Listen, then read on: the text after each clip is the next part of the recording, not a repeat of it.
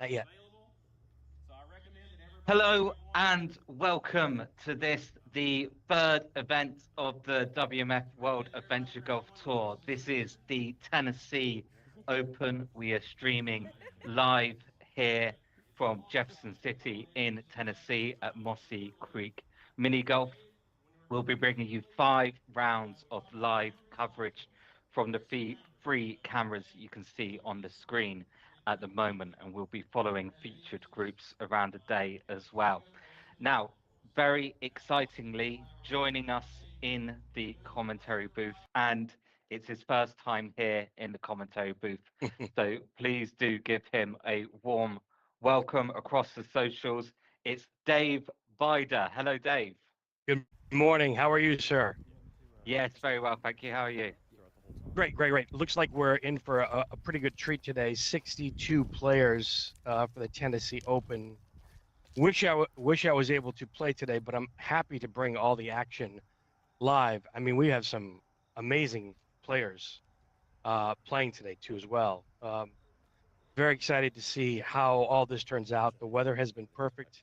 Tennessee is a great location, certainly for this event, and the course looks amazing. I've been studying the course immensely, and um, boy, I know the players have been practicing a lot, getting ready for today's event. 5 rounds is a good test of their abilities today, and we'll see how everything holds up for some of the players.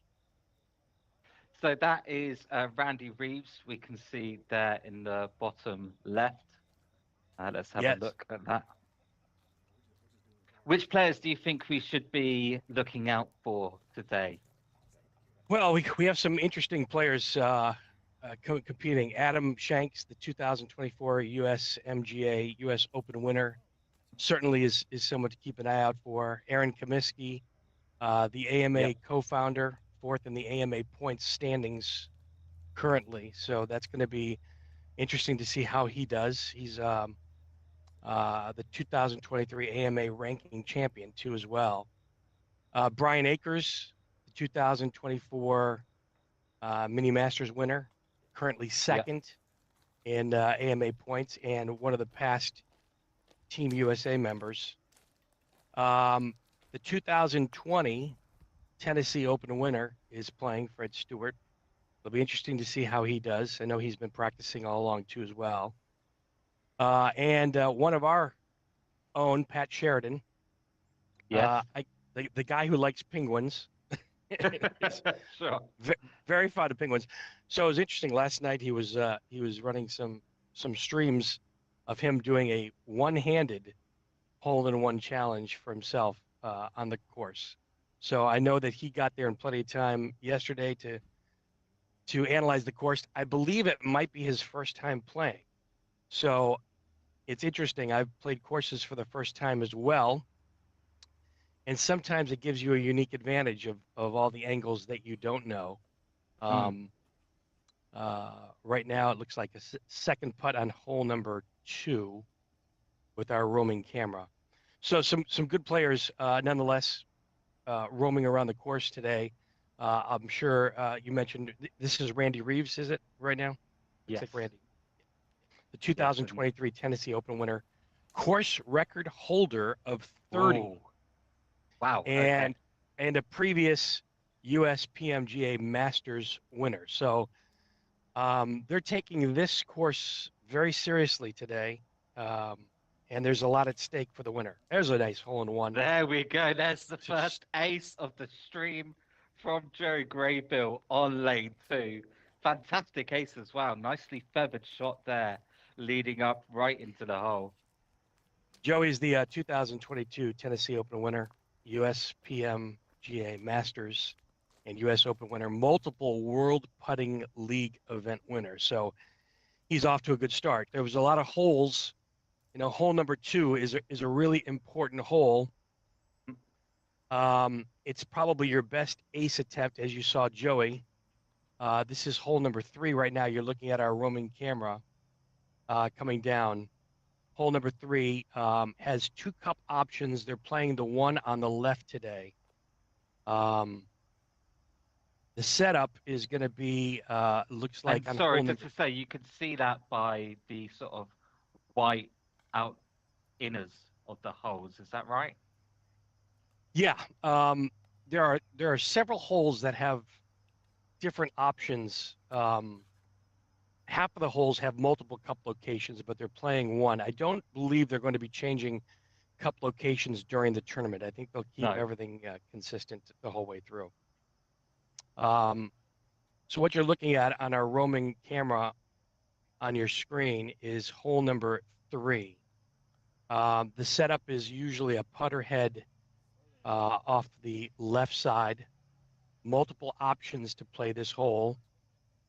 You're going to aim at the fringe next to the rock on the right side.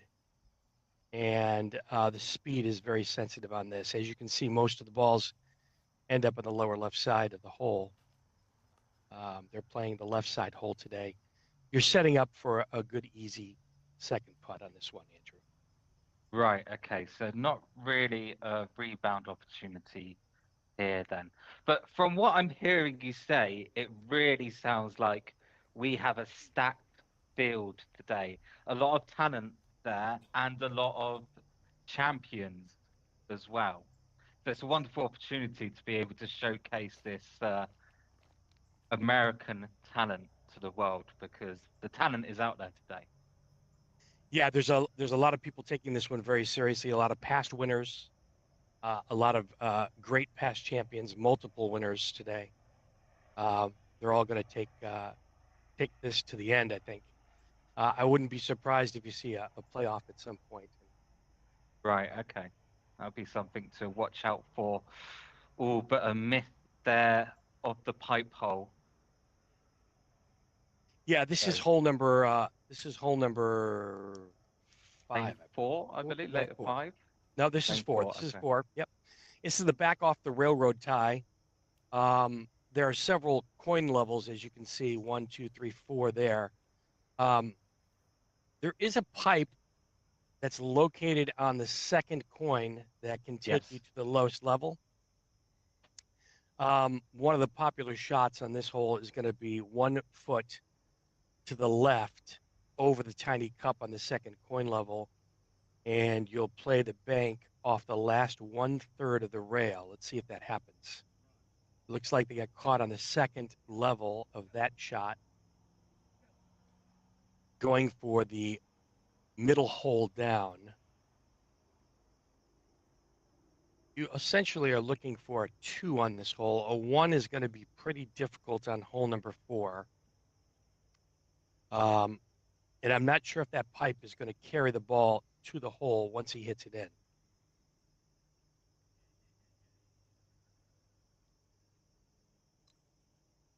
Take a look and see what we got here. It should be a fairly straight putt into the hole. He's really taking his time and lining this one up pretty good. We have a official communication in from Tom Loftus, who's Yes. watching from home, saying Joe Graybill off to a great start, and he's enjoying the stats from you, Dave, as well. So keep them coming. I'll tell you what, it's a lot of fun, just being able to witness a tournament of this type. The weather is fantastic. It Yes. doesn't look like any water or rain has dampened any of the putting today or will affect any of the surfaces. So we're looking for some true rolls. Hole number 5. This is the first uphill putt, just left short. Close. Very close. Also a 2-hole option, I believe, on this hole. The setup you'll see off the tee box is going to be about a foot to the left. They can stand on the sidewalk. Here he Yeah, goes I right think now. we're Yep. seeing that here. Yeah. He's taking 2 steps off the left. You're going to aim your ball on this hole number 5 to the center of the back of the sidewalk, just to the right of the trap, as you see there. It does break off hard left to right, close to the hole. A lot of players will leave it short. There's no real backdoor option on this hole because of the sidewalk.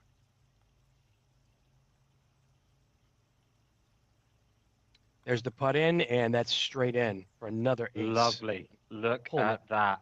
Hole number 5. That's an amazing putt. Dialed in. Yeah. Dialed in, absolutely. Front door. A lot of players that do leave the ball short on hole number 5 will encounter that false front that can take the ball away to the left. Got our multiple view cameras. On the top right looks to be hole number. This is lane 6 at the moment. Lane number 6. And then the top left is hole number 17, which is one of the longest holes in the course. So we're looking at the volcano here on lane 6. First real opportunity for big danger, I'd say, on the course. Obviously, players looking to make it up that volcano. Let's have a look. And your big numbers can come into play here if they don't keep it on top of the button, as they call it, or the volcano. And there you go. Oh dear, this is danger now. Just looking at the leaderboard quickly, we can see that in the bottom right. So some scores are coming in. We do have live scoring throughout this entire tournament. So a whole group of players there on 1 under. Jeremy Abbott, Joe Graybill, Kenny Jarnigan, Kent Cranford, and Pat Sheridan, the Penguin lover. Randy Reeves also, as we know, we're watching, all on 1 under. No player yet on 2 under. Of course, this may change now for Randy Reeves. We know he's on 1 under. He'll want to stay on 1 under, but it's on this putt here. Got to stay on top. Oh, no. That is trouble. Where's the ball going? And that is trouble for Randy Reeves. We know he's going to drop at least 1 shot here. But can't see how he's going to get out of this one. We're looking at a 2-shot drop at least. It's lane 6 in the first round of the Tennessee Open 2024, and Randy Reeves is in trouble.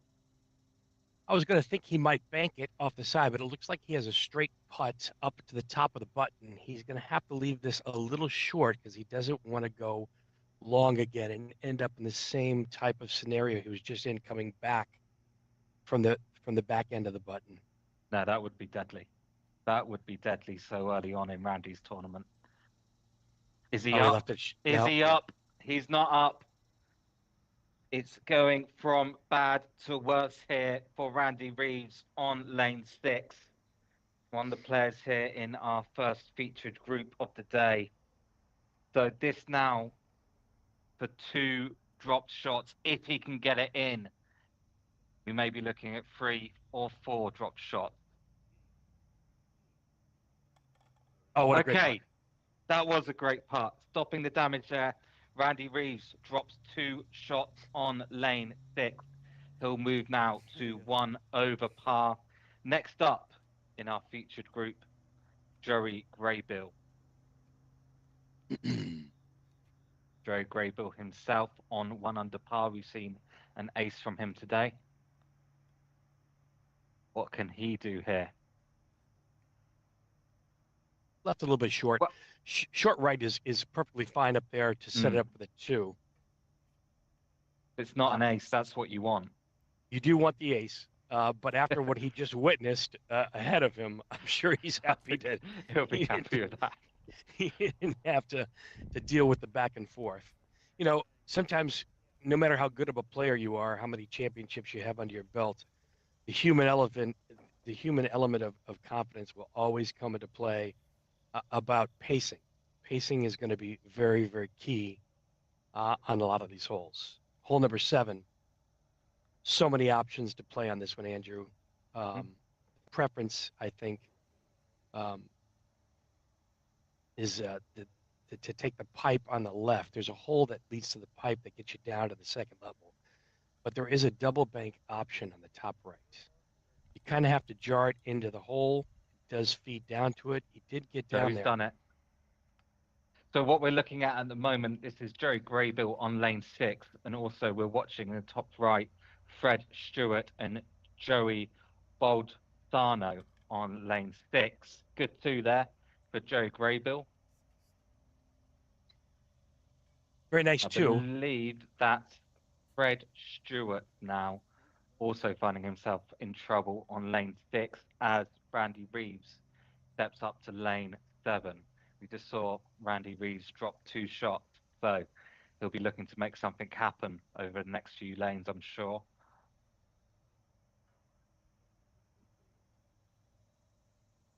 Looks like more disappointment, though, for Randy. A very nice putt. Very tough going up the hill on that angle. Randy on hole number 7. Most will use the pipe. But again, there's a double bank option, which is available to bring off the back left ledge towards the end of the right feet of Randy. He did get it in. The ball does carry to the ball carries to the back left part, and then from there it's a little bit of a tricky left to righter back into the hole.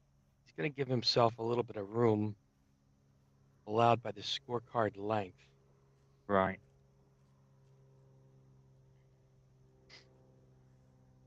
Going to take his time.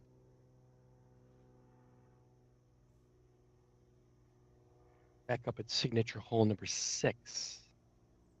It is a signature lane. You're right, isn't it? That's why we've got the camera here, and it's up and over on lane 6. Randy finishes lane 7 with another dropped shot, so he'll be 2 over now.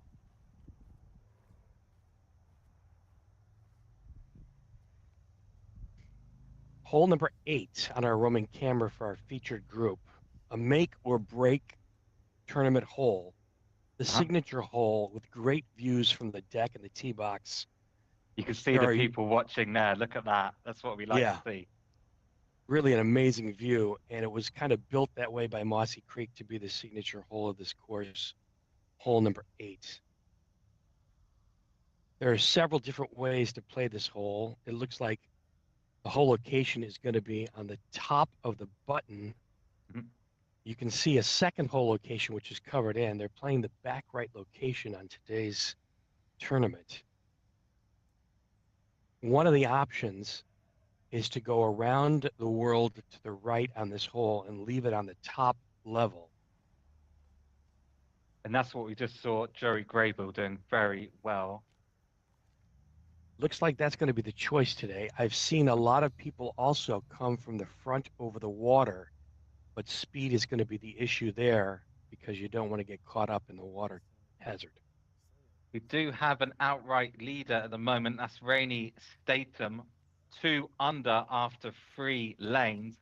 So off to a great start. We'll be catching up with him on lane 6 in a little bit.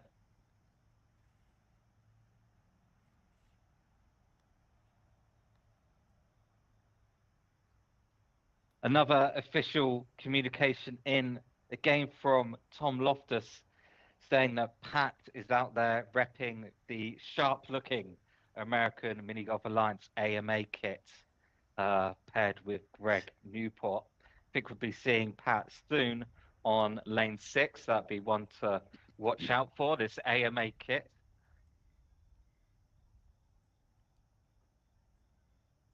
You got to plug the swag. That's for sure. Absolutely right. Absolutely. You were looking quite fetching yourself, Dave, in the WMF World Adventure Golf Tour final. Proud to wear the colors red, white, and blue, and proud to support the AMA.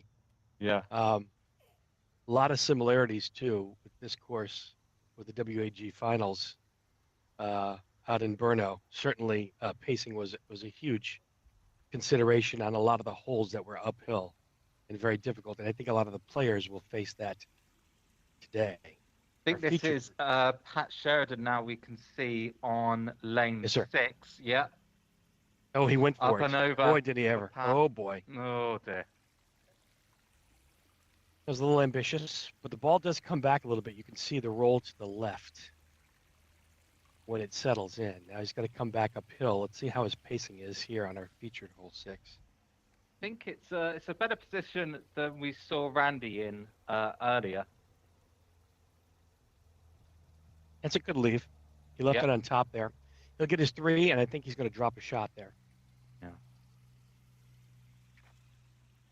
So Rennie Statham dropping a shot on lane 4. He moves back to 1 under, along with Aaron Kaminsky, Brian Akers, and Bennett Block on 1 under after 3. We'll be seeing Bennett shortly on lane 6. For now, though, Greg Newport next to try lane 6 as Randy picks up his 2 there on lane 8. And the other featured lane we have in the top left, just in case you're wondering, that is lane 17. It'll be a little while before we see players today here. For everybody just joining us, 62 players today. Pros and novices at the Tennessee Pro Mini Golf Open 2024. Beautiful sunny day in Tennessee as the players start their march towards 5 rounds of coverage today. So far, kind of a log jam at the top, but it's very, very early. It's going to be interesting, Andrew, to see when some of the players will start making a move and getting a little more aggressive to try to take over the leaderboard later on in today's rounds. Yeah, absolutely. We've seen Randy Reeves make a move on lane 6, unfortunately in the wrong direction after a strong start. So I'm sure that'll be on Randy's mind here as we see him. I believe this is lane 8 now on the bottom left. But yes, great to see so many players and great to see so many champions from the world of American adventure golf. A real treat we're seeing here today. Very top class, top echelons of the United States talent here.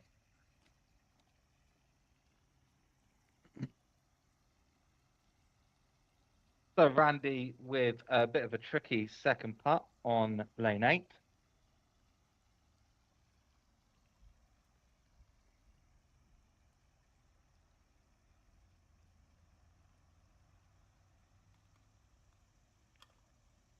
Very nice firm up and in.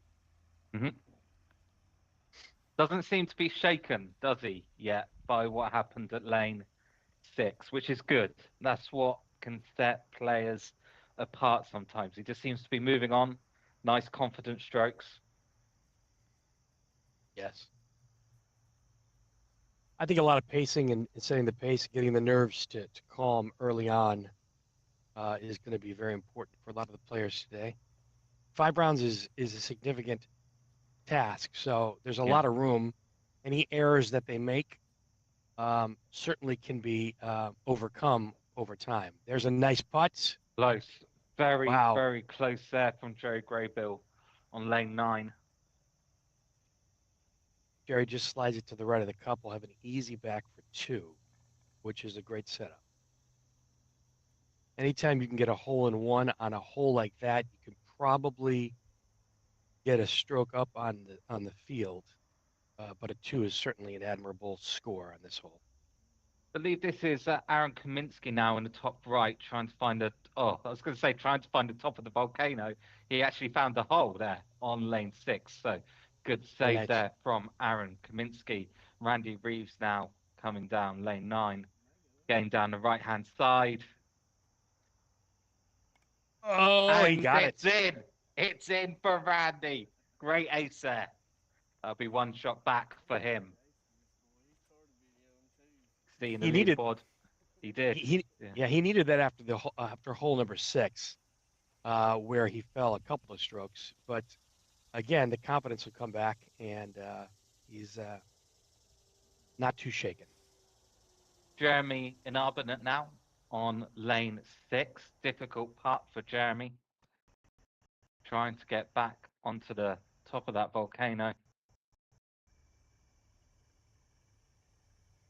Yep, good putt from Jeremy. On hole number 6, Go ahead. you're right. No, sorry, on hole number 6, you got to take your medicine and just set yourself back up on the plateau on the button there if you do go over. But it's a risk reward shot, so. Mhm.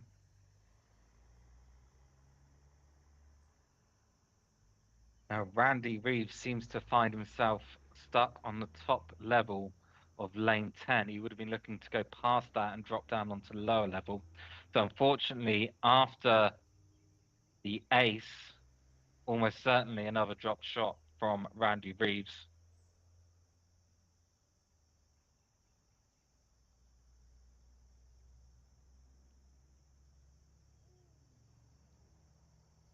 Doesn't look happy with his current scenario on this particular hole. I think he wanted to carry it a little bit further to get down on the second level. Yeah, absolutely. Absolutely. And that'll be another drop shot. He's going to have a challenging comeback on this one, too, as Yeah. well. It looks like about a 10-footer coming back up, maybe 6 or 7 feet. He'll take some liberties and he'll take some space.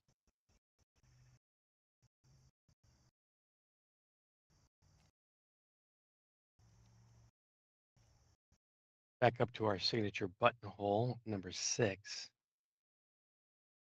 Left it on the top plateau. Should be for a makeable 2 and a par.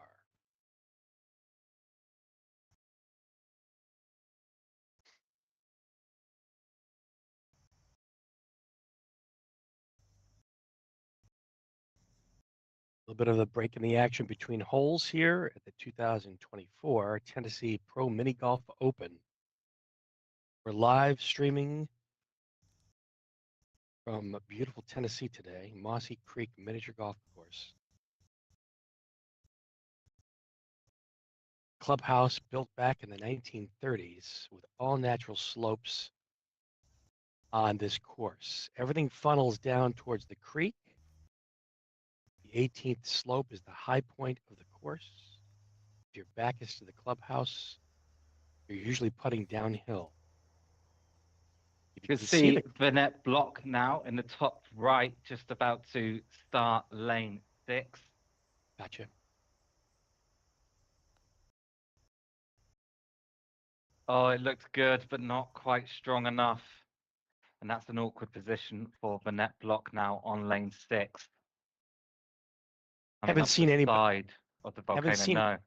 Haven't seen anybody down there yet. We'll see how the angle comes from this position.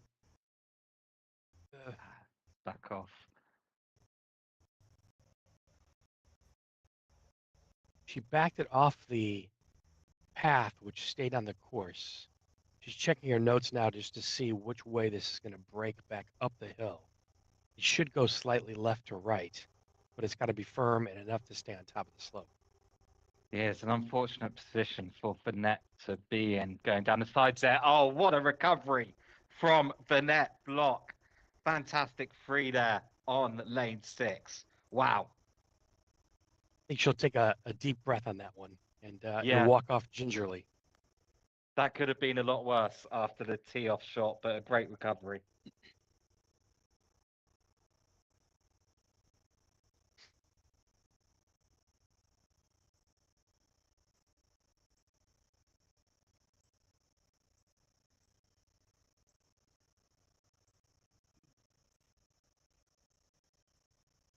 Our featured group on the... Go ahead. I was going to say our featured group on the bottom left makes it in for 2. I think we just saw an ace there on lane 6 from Brian Akers. Yet his scores just jumped up to 2 under through 6 lanes. So he's now tied for the lead with Joey Baldessano. But still a lot of lanes to play here for Tennessee Open 2024. Joey Graybill now.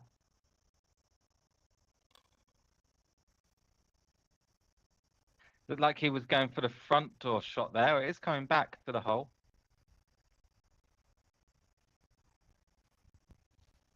Very tricky hole. Pacing is absolutely key, and a couple of different options again to play this hole. Players will choose whatever's most comfortable for them at the time and the conditions of play, which is a beautiful day today. It is, isn't it? No wind. It's about 32 degrees C. I'm not sure what that is in Fahrenheit, but perhaps you know. My Probably in mind this. only works in Celsius. Go ahead. That's okay. That's all right.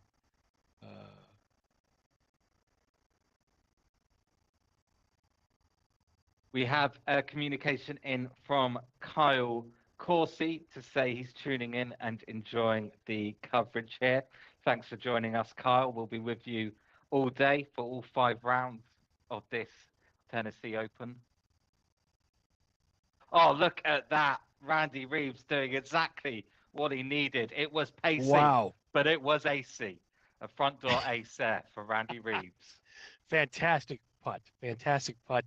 Not the easiest of aces either, so he'll pick up a stroke that he lost back on the 6th from his back and forth on our signature hole. Well, he's dropped a few shots, hasn't he? A couple on lane 6, one on lane 7, and then one perhaps on lane 9. He does have his work cut out at the moment. It's really important, especially in this first round this morning, that players don't panic and pace themselves and get a really good feel for how every hole is playing. Obviously, they're going to play it 5 times, and a possible playoff scenario could lend them to more play. So getting a good feel today and not panicking if you make a mistake. Another bank off our featured hole will leave for an easy 2 for about 2 feet on the lower left of your screen. Yeah, and in fact, Randy Reeves on 3 over at the moment. So it's been a real up and down round for him. Oh dear, just as I say that. Really? Oh dear. He must have hit that a little too aggressively, as that was kind of a short putt. Yeah. Now we will be changing featured groups throughout the day to spotlight as many of these top players as possible. But this is the first time that the Tennessee Open is being live streamed to the world, and that could be something that's on the players' minds at the moment. Oh, hello. Wow. Wow, maybe it's not on his mind. Great recovery, but it is a free for Randy Reeves. What a shot, though. Fantastic comeback putt with confidence. So he will move to 4 over. Joey Baldessano remains at the top at the moment, the only player on 2 under. He's played 9 lanes. On our featured group on this particular hole, they set up to the left and they play the bank as the choice to try to set up the 2. A lot of times you can get lucky with the ace off the bank if you hit it in the right spot. The nice shirt that Joe Graybill is wearing, if you're wondering, I believe that is the O Street Mini Golf shirt. So as you said,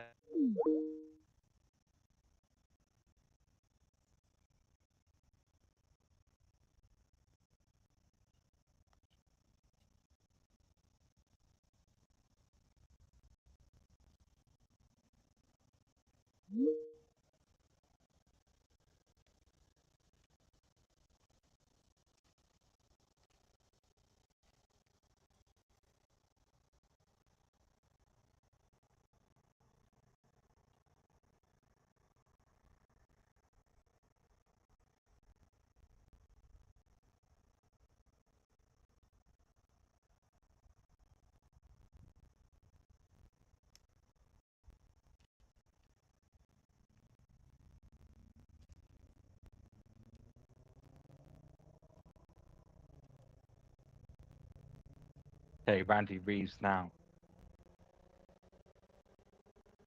Oh dear. We've seen some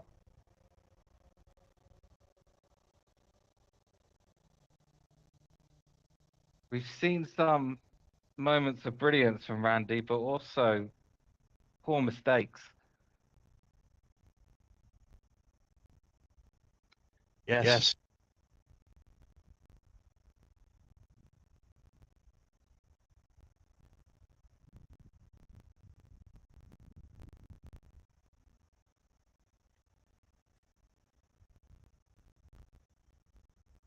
Yeah, and that will be another dropped shot for Randy Reeves.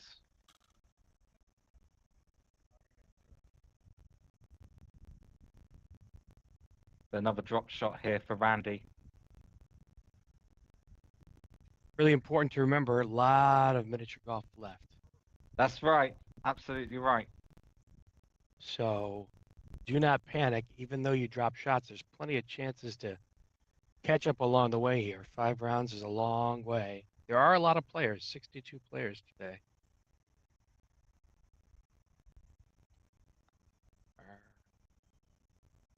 Featured holes, hole number 6. And we have our featured group just make their way to our second featured lane, lane 17 now. We're about to see what makes this lane so interesting as Jerry Graybill manages to get through the rocks. Oh, just a bit too short. It looked like that was tracking. Another risk reward shot on hole number 17. A couple of different ways to play, Andrew. If you're going between the rocks, it's the risk, a little left to right break. One of the longest holes on the course, straight uphill towards the clubhouse. You can also play to the right of the rocks, which is where that left flagpole is. See that on the left side of your screen. Have a look now at which method Randy will prefer. A little uncomfortable, takes a step back to reset.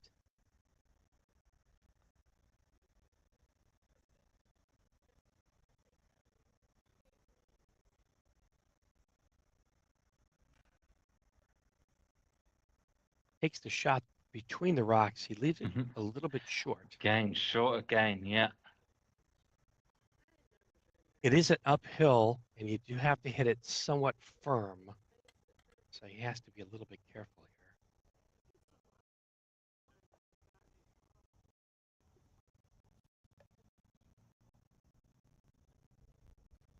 here. A good 2 there from Randy Reeves. And now it will be our featured group of Randy Reeves and Joe Graybill just about to finish their first round of the day. Another great finishing hole. See, Joey Graybill is even at the moment after 17 lane.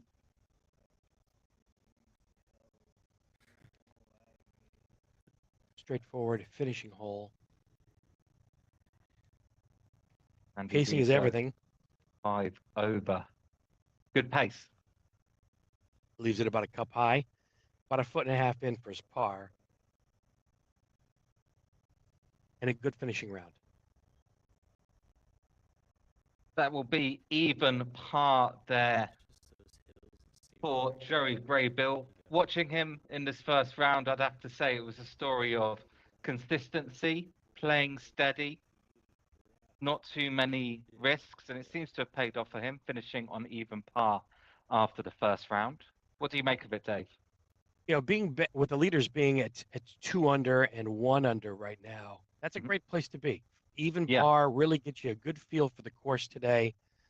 You'll be able to identify where you can take your aggressive shots to try to get the ace and know where you can try to press the gas a little bit to put yourself in position. But after the first round, I would love to be even par. Really would.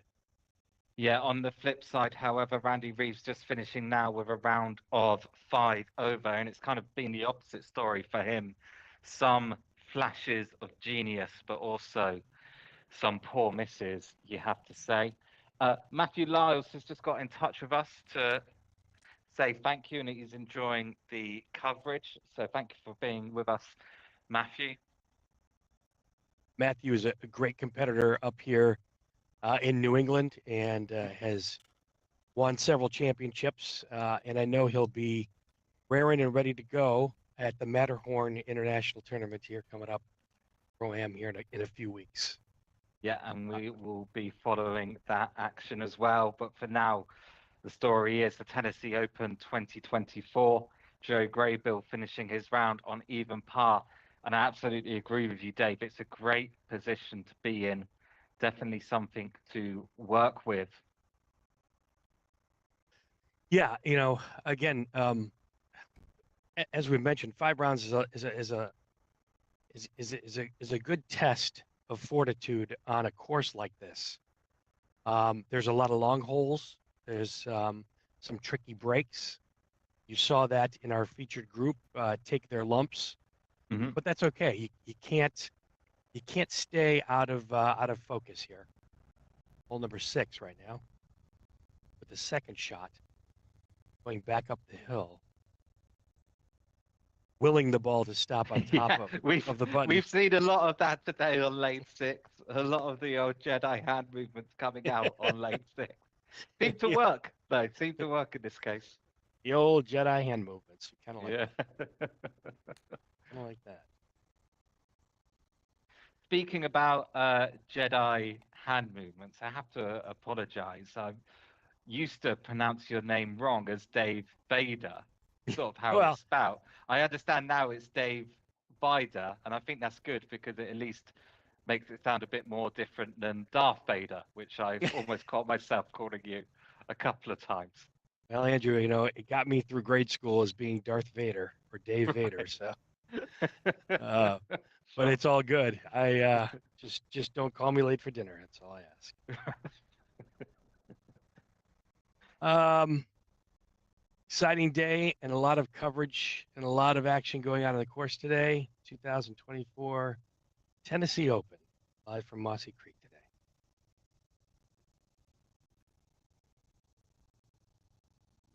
And it is a beautiful day. We can see that here. No signs of any wind. You can see the trees there absolutely still in the background, and just over 30 degrees C. So it's a beautiful day for it today.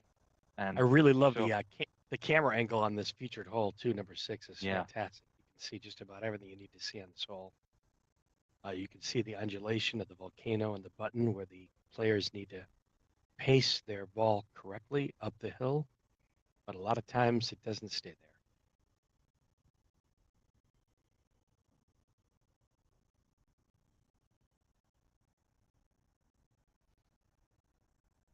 Well judged. You happy with that?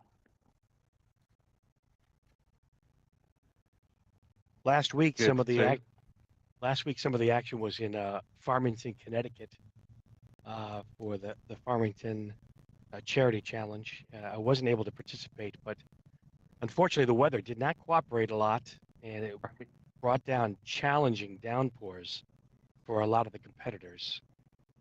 Many of them had to hit putts through huge water potholes on the course, and made for a challenging course. The opposite of what we have today. Yes, I'm sure the players will be very thankful for the weather as we showcase their abilities to the world here. Couldn't have picked a better day for it. Yes. And just while we're waiting for our featured group to begin their second round, I would really like to thank the production team here at Mossy Creek Mini Golf for helping us bring this coverage to the world. They have been absolutely fantastic. Dave, you commented earlier, you've got a fantastic camera angle here on lane 6. I couldn't agree more. So thank you for all the people helping us today. Couldn't have been more kind and more generous in helping us bring you this coverage. So a big thank you to me, and it won't be the last one of the day, but a big thank you from me to the great team here at Mossy Creek Mini Golf.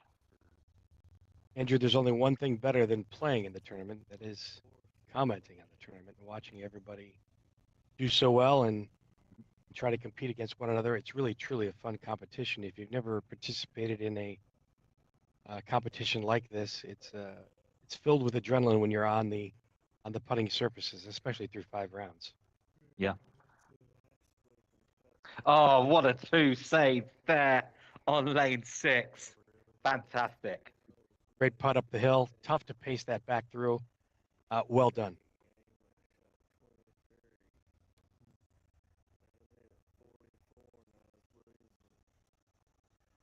In our featured hole number 6, they're starting off just about a foot off the right side. Fortunately, oh, he did get it up on top there. And a great pin high hole location for the putt. And this is this Pat Sheridan, top left, lane 17, in a little bit of trouble? Lane 17 couldn't get through the risk reward shot through the 2 rocks. However, and it does come back a little bit. He'll be attempting his 3rd putt here to get the ball in the hole.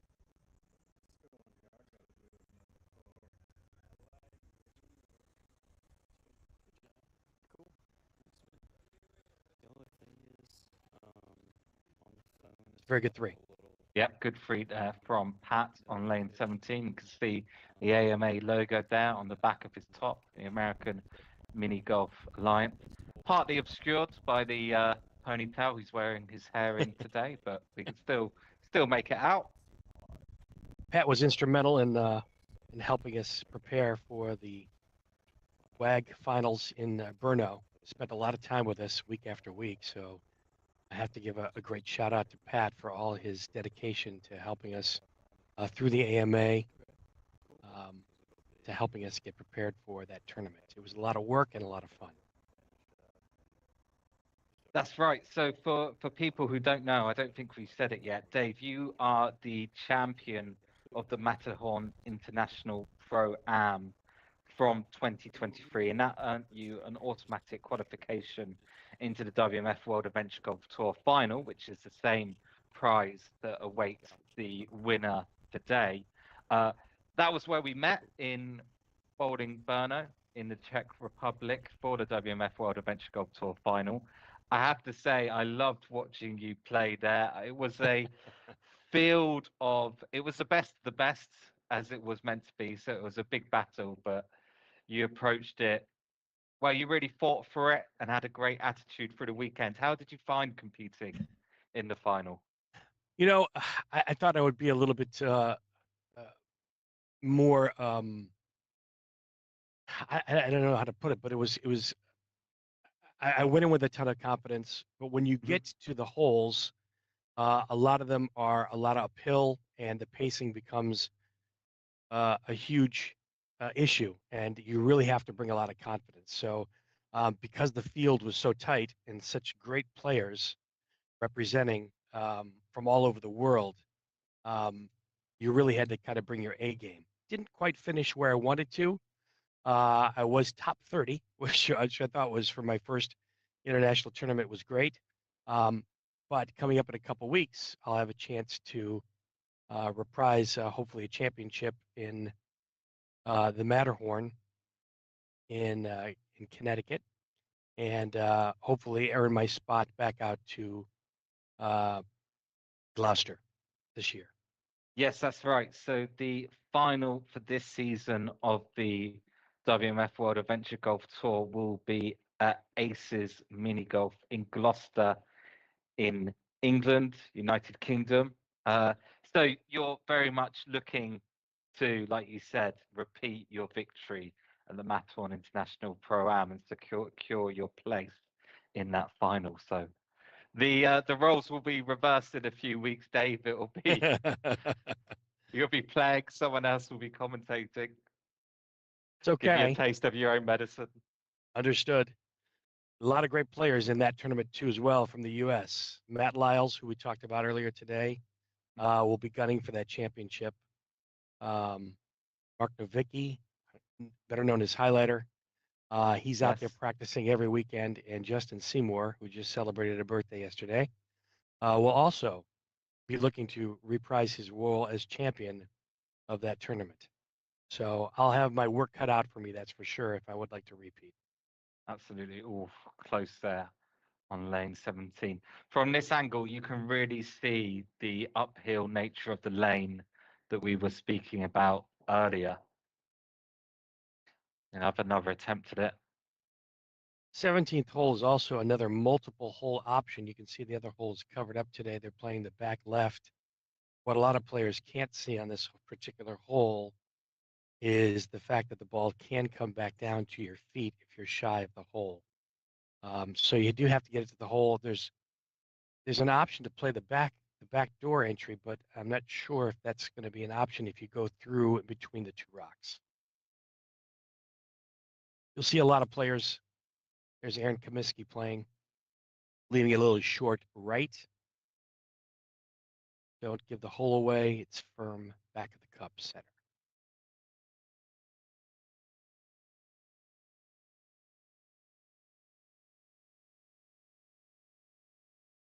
I'll take his two. It's a great score in that hole.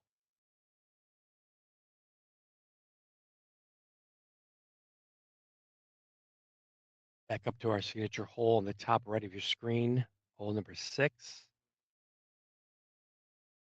You'll see the button in the hole in the top center of the volcano. As Andrew refers it to, it's certainly easy not to keep the ball on the top level. Second putt here on hole number 6. Straight up the hill, left. And it does go all the way down. The pacing is It very good. does. It's tricky.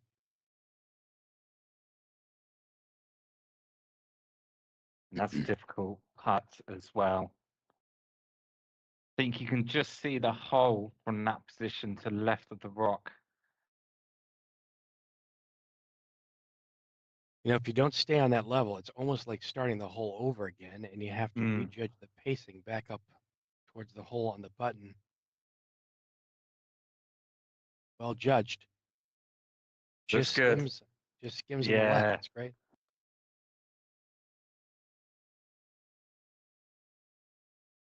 A 4 is a tough, bitter pill to swallow on this hole, where 2 will be a common score. But again, a lot of putting left on today's tournament. And looking at the leaderboard, it's currently Joe Baldessano, Landry Yarnigan, and Tim Talley are leaders, all on 2 under par.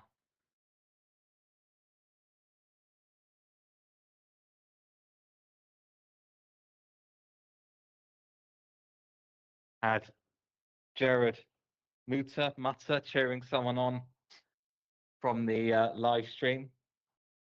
Yes, I played with Jared too as well, and one of the opens in New Jersey. Jared is a great competitor. Always wears his headband during play. You can always tell when Jared's on there and full of energy and always has a great attitude too. That's what we like to see here.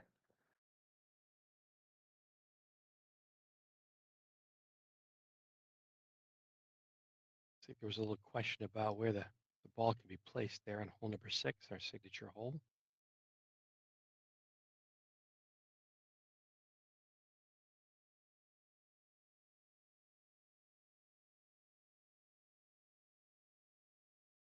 Tricky putt up the hill. Well played. Look at that. Love it. Well played. That's a great 2. Absolutely. As we've seen a lot today, not at all easy to do that shot. No, not at all. So the second round of the day will be starting in just about 10 minutes. So do join us for that. That's Randy Reeves and Jerry Graybill back onto lane number 2.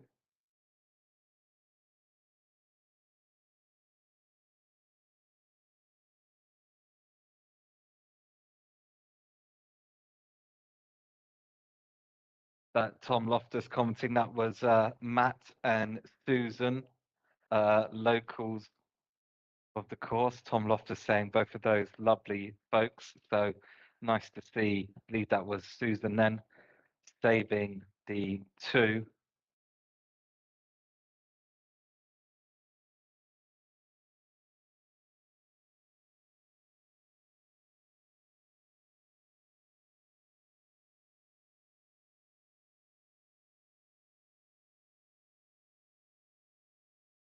Oh my Wow. goodness. It's one amazing save after another here on lane 6. Great Some shot. great some great drama on hole number 6. This Mm. is a fantastic signature hole. 17 also as well. Really fun to watch as the players come back up 17. A little aggressive there. Yeah, if anyone was wondering at the beginning of the day why we've chosen lane 6 and lane 17 as featured lanes today, I think that question has been answered. Sir. Oh, so close to another save. So close. Great shot though. You really test the nerves coming back up that hill. You just don't want to go past and run the risk of being back down towards the tee box on a third shot.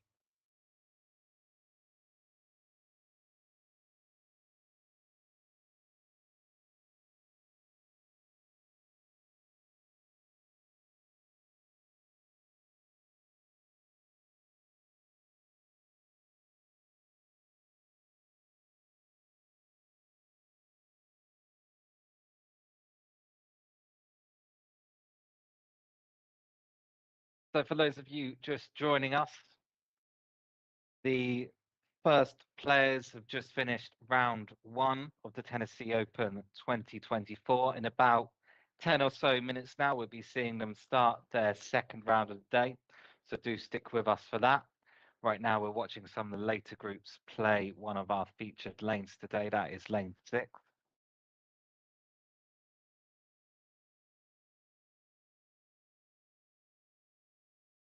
Not a shot that we see too often here on lane 6. Normally it's up and over. This one didn't quite make it up. And the rule does allow you to start over from the tee box. The ball does go back there. Yes, in any position that you like. Good second putt though. That's a good leave. And there is no penalty, I don't believe. There's no penalty for going off the course. Is that correct? No, so this will be his third stroke. So he would have Okay, finished gotcha. that lane in 3. Justin Pelletier has got in touch to say he was really hoping to be part of the field today, but couldn't make it work out. But we're glad to have you watching from home, Justin. Like Dave said earlier, second best to being there in person. Justin was also a great competitor up at Maine a couple weeks ago when we played up there. He was also my hero Mm. because I had left behind my putter on the course before I left Maine for back to Connecticut, and he was able to reunite me with my putter the next day in Connecticut as his drive through Hartford. So I appreciate that, Justin, very much. Thank Again, you. Thank you, Justin. Dave, what are you doing leaving your putter on the course? Did you have a bad day and decide well, you didn't love it anymore? first time playing the course, and that's another great miniature golf course up in Maine. I thought I'd given it to my girlfriend at the time, but Right. apparently we lost the whereabouts. Apparently, I need to put an air tag on it. The ball comes off the course there on number 6 and comes back on. It rests to the top right on our signature hole. This is a little bit of a tricky left to righter up the hill. Pacing is going to be important. Don't give the hole away. Make sure the ball stays steady. It's a very unlucky break, really unlucky break where it caught the edge and traveled back down the hole. This is now his third stroke and will be a tester to get in.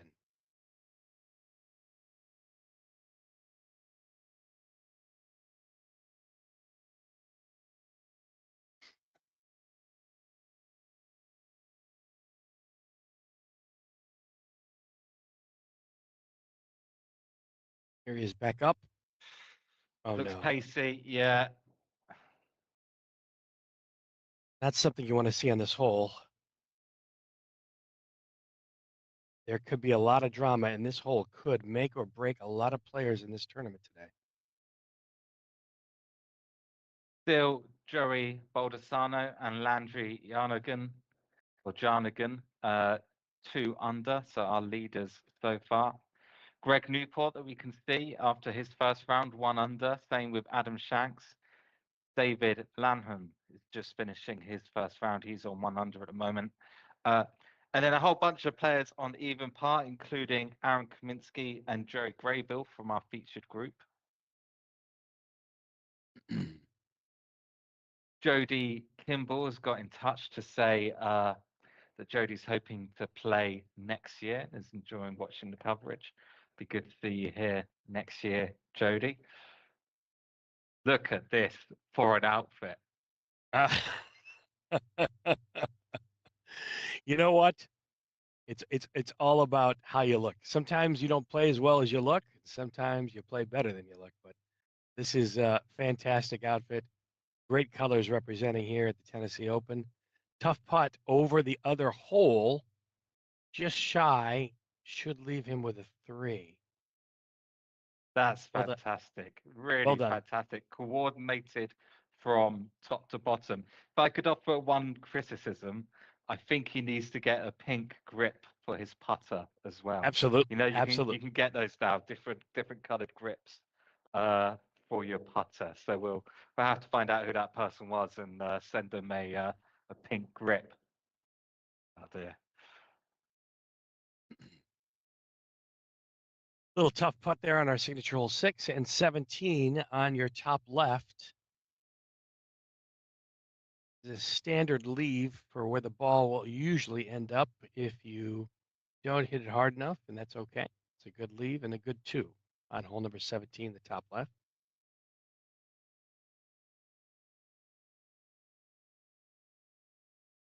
Andrew mentioned that we're going to start round 2 here shortly, giving you kind of an overview of the 2024 Tennessee Pro Mini Golf Open today.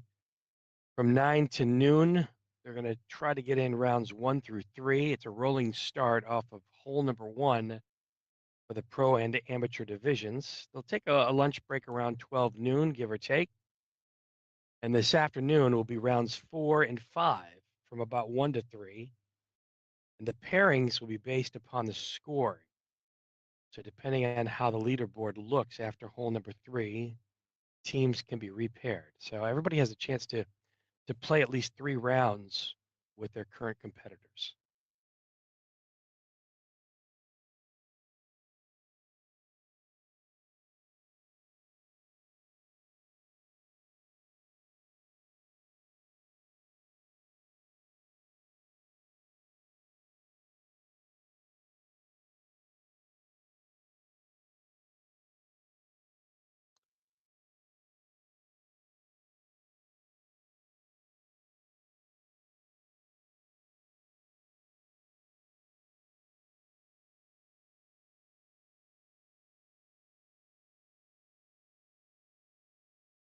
Between holes number 5 and 6, they've posted the Tennessee Pro Mini Golf Open pin sheet, which allows the players a sneak peek at what they're going to expect from hole locations on some of the holes.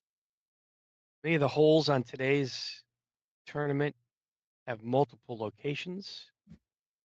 Those have been covered to allow for one location, and I believe they're going to stay right where they are. Another tournament coming up tomorrow from this location, the Smoky Mountain Match Play, which is happening on Sunday. And the top 16 players in the Tennessee Open will be eligible for the Smoky Mountain Match Play. So a lot at stake here during today's tournament coverage. Welcome you in if you're just joining us.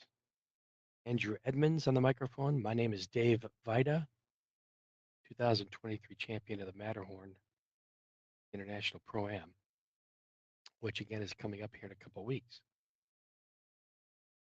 Enjoying a lovely day here in Tennessee. A lot of great action and a lot of great coverage still to come all day long today. So find a nice easy chair, grab a lovely beverage, and continue to join us as we bring some amazing miniature golf coverage today, live from near the Smoky Mountains. I think that sounds like a fantastic idea. A nice comfy chair and a nice beverage. I'm sure there's many people, many of the players on our screen right now that we're watching in this heat Wish they have a nice beverage at the moment, but they've got one round to complete before they can have one. One thing you can never predict on these tournaments certainly is the weather. Mm. And so far, very lucky on a beautiful day today here in Tennessee.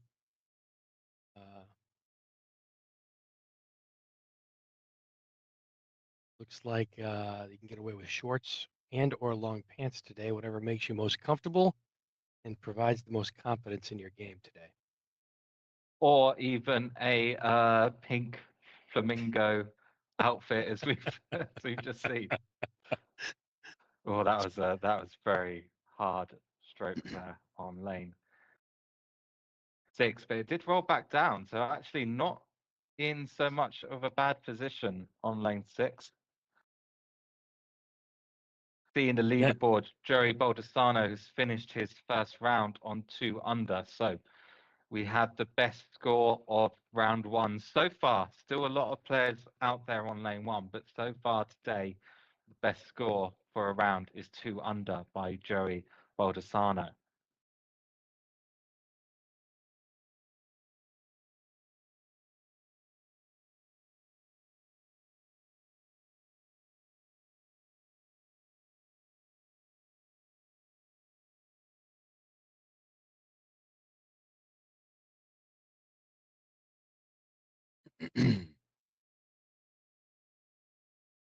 Now we should be just about to start round 2.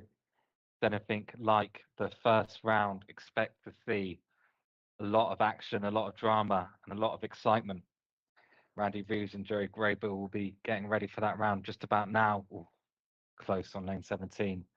Josh Mars staying high from Australia. Josh is watching the coverage.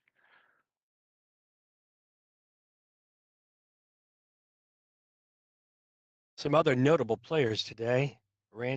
Adam Shanks, the 2024 US MGA US Open winner. We saw Aaron Kaminsky play. Aaron is based out of New Jersey. He is the AMA co-founder, 4th in AMA points currently, and is the 2023 AMA ranking champion. So he's got a lot of accolades behind him, and he's playing consistently too as well. Aaron currently is even par, which is a great position to be in. Yeah, after the first round. absolutely. Same with Joe Grable as well, whose whole round that we saw, even par, good position. Yes.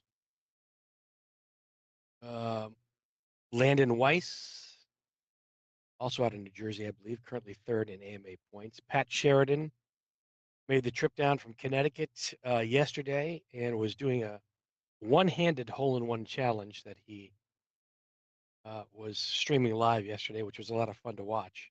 He did pretty well. We've seen a bit of Pat today playing on the course. It doesn't look like he's keeping with that style. He's gone back to two-handed play now.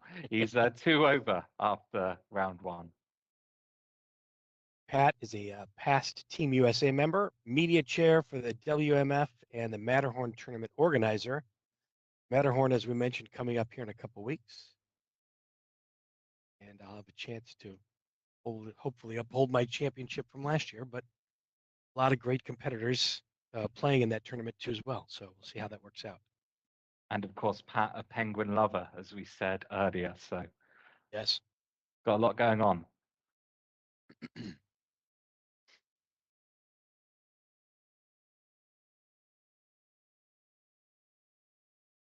Hole number 17, the top left signature hole. Second putt right now. Oh, straight in. Yeah, well done. A little risk reward on the 17th hole. A couple different ways to play it. You can go through the 2 rocks that you see at the center of your screen in the top left. There's also a flagpole to the right where you can squeeze the ball between the rock and the flagpole and possibly use the backstop there, which you see the raised backstop to the right, or bank the ball off the side bricks. Most players will choose to go right down the middle, be aggressive. There is that backstop that brings the ball back. As you can see, the ball coming back towards the hole, but it does not stop very quickly. So you have to be a little careful. The further past the hole you go on 17, the more the ball will come back and rest short of the hole. Yeah, and I think today we have been seeing the majority of the players going for that risk reward shot through the rocks. A bit too slow there.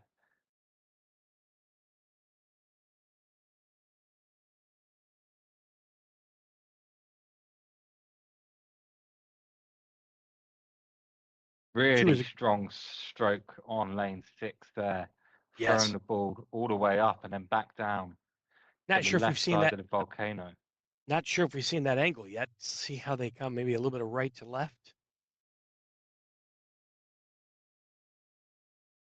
And he did get it up to the top level, but fortunately, it's not going to be in the hole for 3. Pushes it a little, pulls it a little left past the hole. Yeah, we've just seen on lane 17, that was Gary Hester and Rick Bard.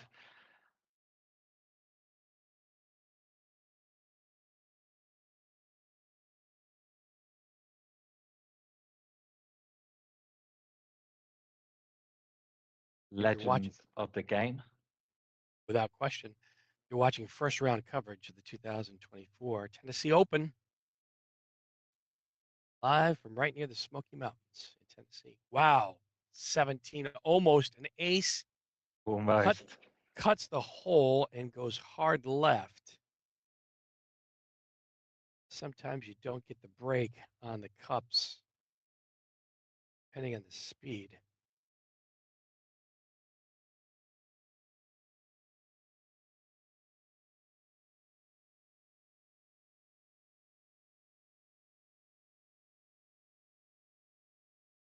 Look at hole number 6, just cross the button back down. Have to start So over. Rick Baird, Gary Hester, only the 7th group out. So still a lot of players completing their first round here. We can see Joe Baldessano, Landon Weiss, and Landry Yarnigan currently our leaders. Yes.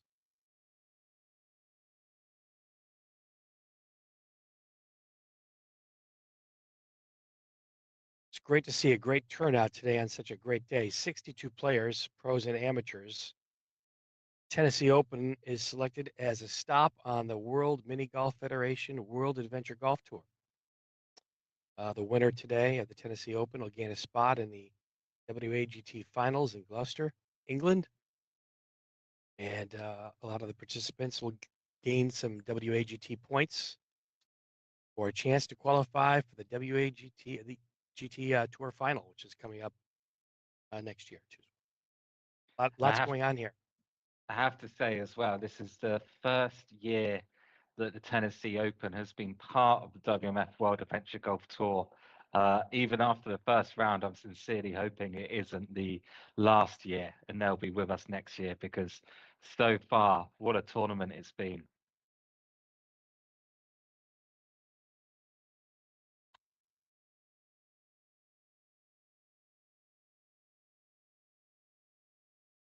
Really good pace of play today. Course conditions are immaculate with the weather. So if anybody was able to practice yesterday, which I believe most people were, they'll find the conditions very similar to what they experienced. So if they can repeat a lot of their practicing, find similar outcomes.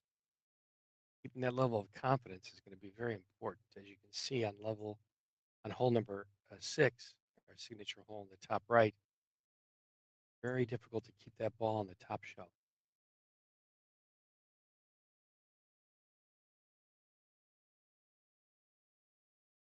Ooh, close. It's like a 4.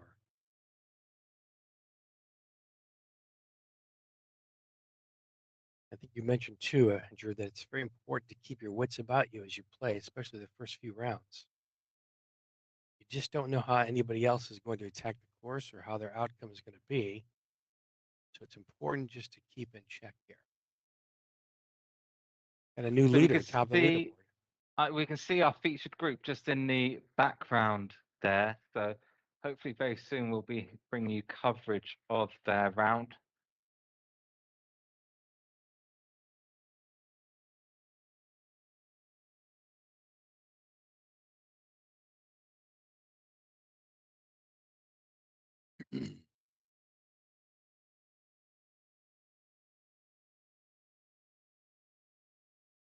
Top of the leaderboard, Landon Weiss. Landon, I believe, is from New Jersey, currently third in AMA points at -3, leading the pack right now. A few people back at -2.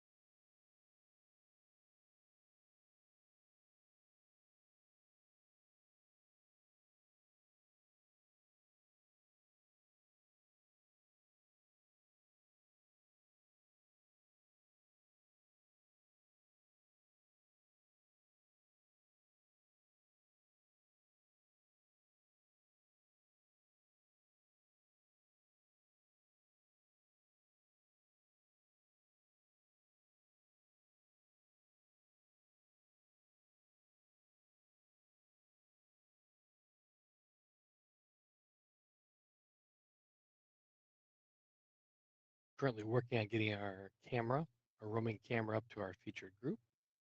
You can still see some action on hole number 6 and hole number 17. Selected featured holes for today's Tennessee Pro Mini Golf Open.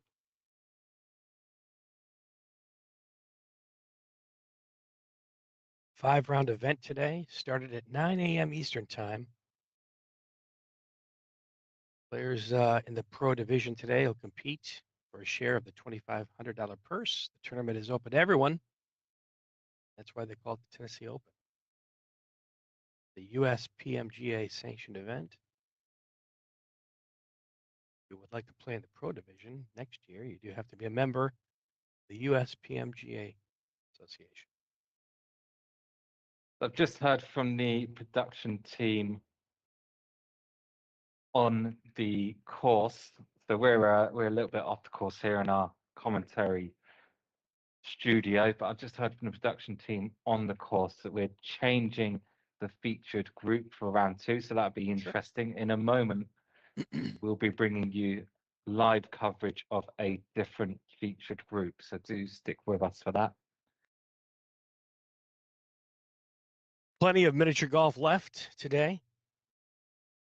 Proud to bring you the Tennessee Open. It's a beautiful day in the Smoky Mountains. Back with more coverage in a moment.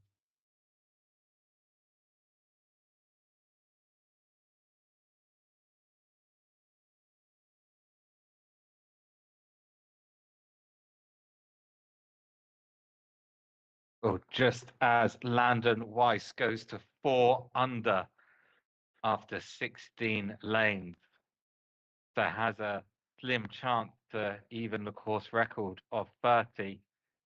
Best round so far. We'll see if he can hold on to that 4 under. Gary Hester, though, at the moment has the best score after a completed first round. Gary's on 3 under. Oh, good ace there on lane 17.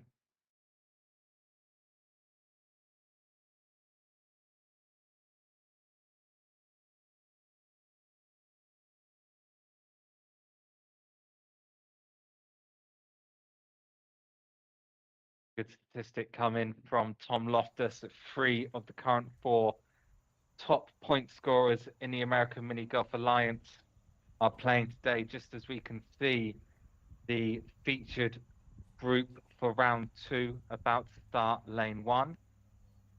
looks to be Pat Sheridan and Gary Newport.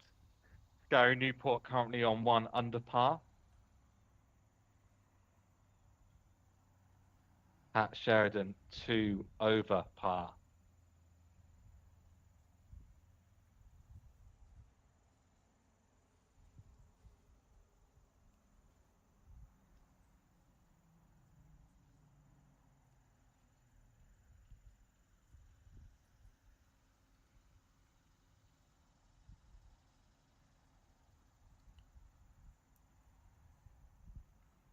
Okay, so this is Greg Newport now, starting lane 1 of round 2 of the Tennessee Open 2024. Our new featured group for round 2 will be Greg Newport and Pat Sheridan.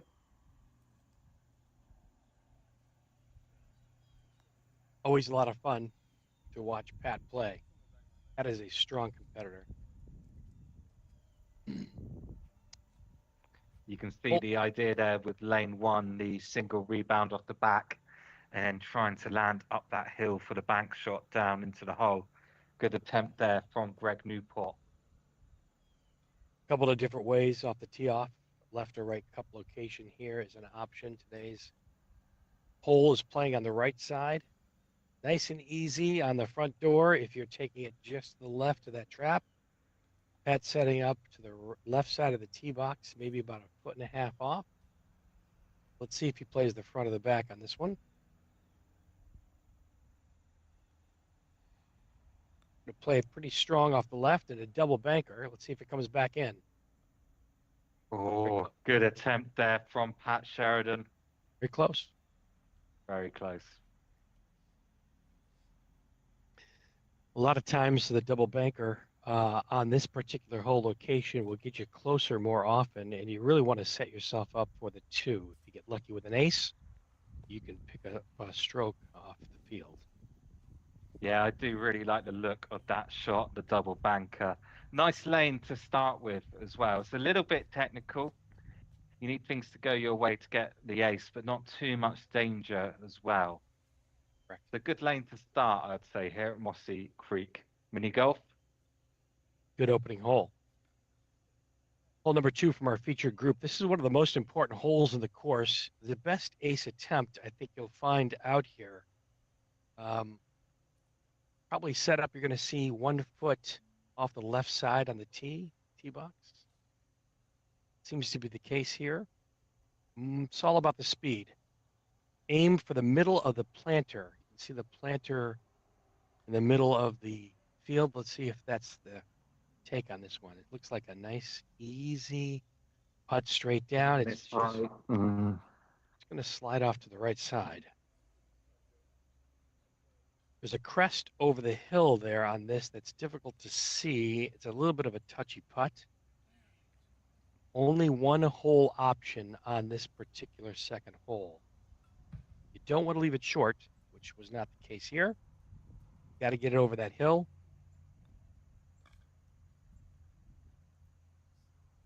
Another option that Pat Sheridan can choose on this particular hole is to play left 1 putter and close to the rock. Let's see if he takes it close to the rock or aims out to the planter in the middle.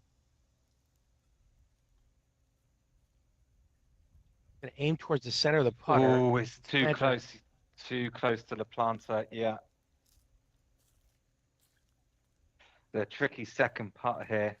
Now, Greg Newport, who's just seen one of our featured group, his first round was in 1 under. So Greg's in a very good position here to make a move in this round. Now, though, it's Pat Sheridan, the difficult second putt on lane 2.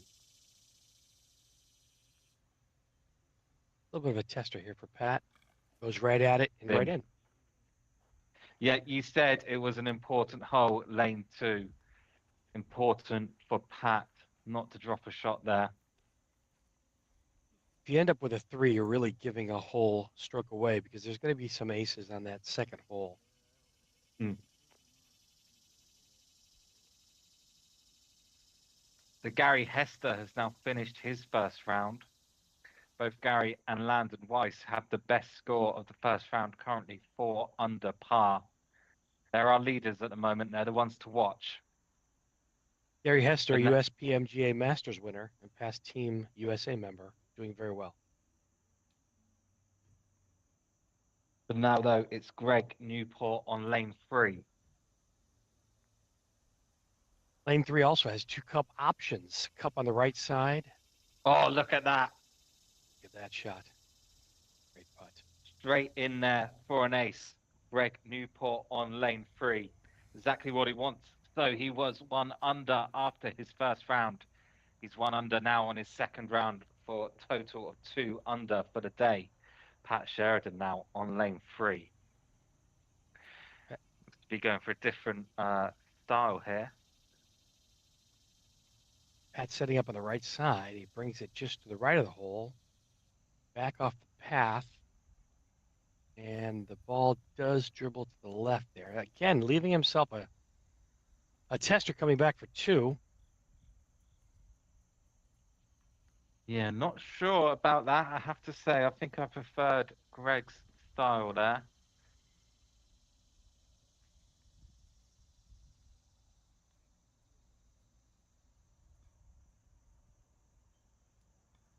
Oh, Bad miss.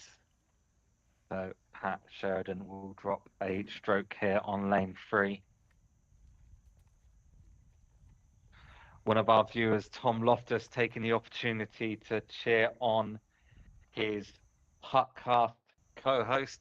So Tom's watching along at home, cheering Pat Sheridan on.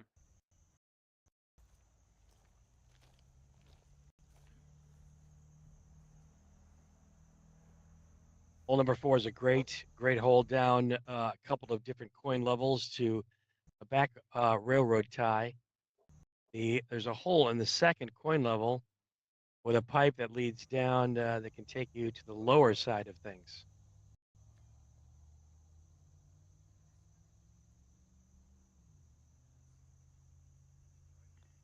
So Greg Newport not able to find that entrance to the pipe hole. Definitely a risk reward. I think the most common play on this one, Andrew, is going to be off that railroad tie to get down to the third level down there, the fourth level rather.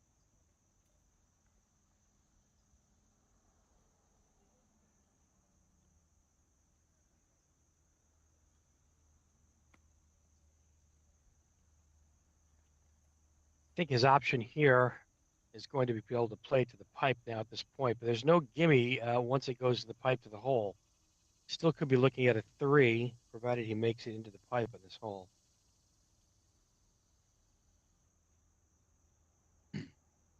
Yeah, very difficult second putt here to end up in the pipe. Giving this quite the look and a lot of respect. Wow, Going did for you the see him rebound. play the bank shot? That's interesting. Didn't like the straight putt or didn't have a really good shot at a straight putt. So he banked it off the back. The second coin. Goes in for 3. Let's see where it comes out of the pipe. Oh, Yep. he did the break. Great putt. 3 is a good score. If you can get to that the fourth level, though, on the first putt, then you're looking at a 2, and you can pick up a stroke on the field.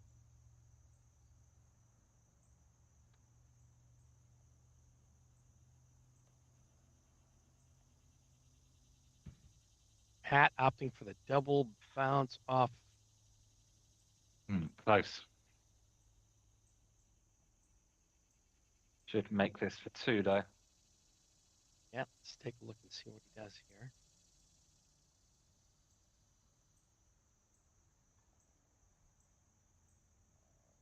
Puts in the pipe. Let's see if he gets a generous. Oh, yes.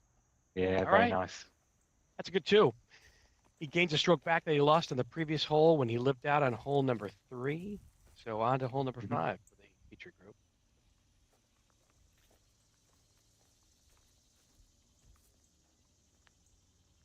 Andrew, hole number 5 is the first uphill putt to the clubhouse.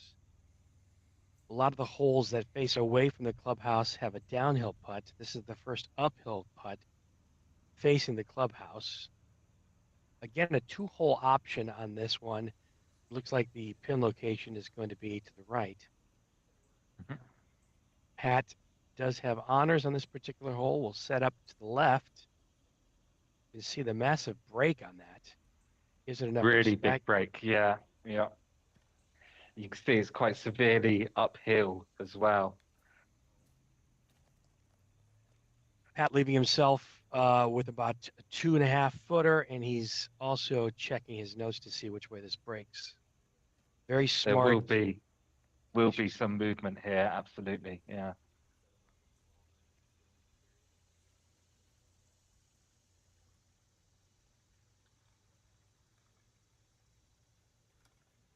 Good putt. Plays the left edge, and it stays true. Great two. Greg up to next on our featured group here on hole number 5. This hole does break off hard from the to the left, so it's a right to left breaker close to the hole. If you're playing the front door on this, the false front can take that ball away from you, so you got to be careful here with speed. Starting it out right. Look at this. Oh, close. Great effort. Should be a tap in two. Yeah, absolutely. Had exactly the correct idea. Just line and pace a little bit off, but good shot and a good round so far for Greg Newport, with the exception of that drop shot we saw on the pipe lane 4.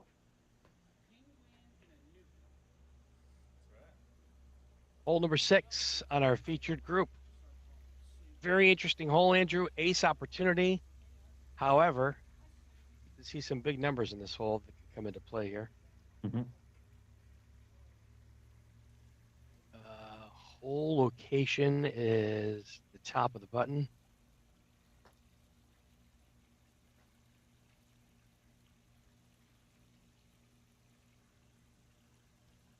Hole number 6 is our featured holes. You can see the button right in the middle of the putting surface. It's important that you don't go too far. The second putt back uphill can be challenging and leave you with a third shot or worse.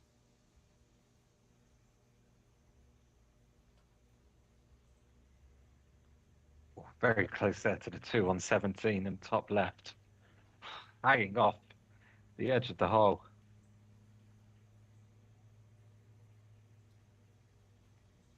You're watching second round coverage of the 2024 Tennessee Open, live from right near the Smoky Mountains today. Beautiful weather. Andrew Edmonds on the microphone, along with me, David Vita, bringing you all the action as it happens from round number 2 of 5 rounds scheduled today. And just have a look in the bottom right how Aaron Kaminsky has started his second round.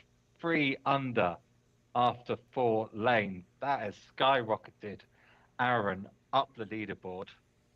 We're currently watching Greg Newport, who's currently tied for 5th, 1 under on his first round, even so far on his second round, with 1 ace and 1 drop. However, I would say Greg is playing very well at the moment, so does stand a chance to move further up the leaderboard.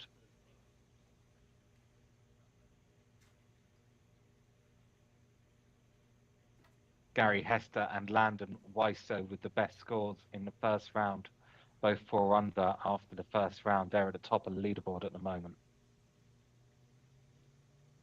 Looking at this leaderboard, Dave, are you seeing any surprises so far, or is this pretty much how you thought we would be so far?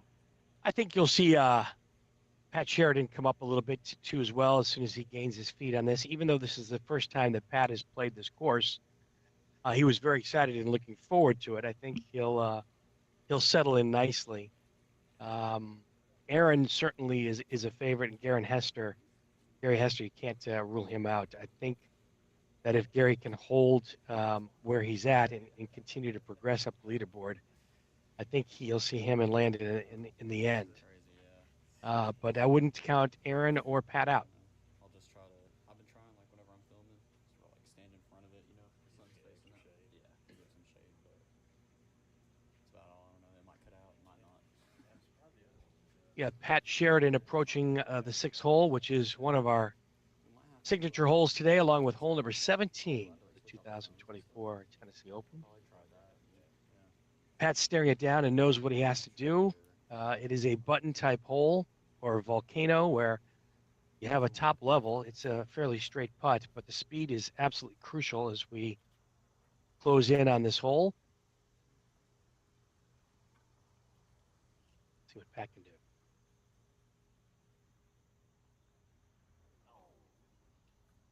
Oh Pat. dear, lipped out. It was too fast anyway, but I think he would have preferred it to miss the hole rather than to lip out. You can see what happens too. If you miss on that right side, the ball tends to come right back. Now it's positioned just behind that rock. He should have a straightforward putt. Yeah. But far from any type of a gimme. If he can make this and find the home, certainly going to help his score and boost his confidence here on this putt. It's tough, tricky putt. A little bit from the right to left, but you can't give the hole away going up that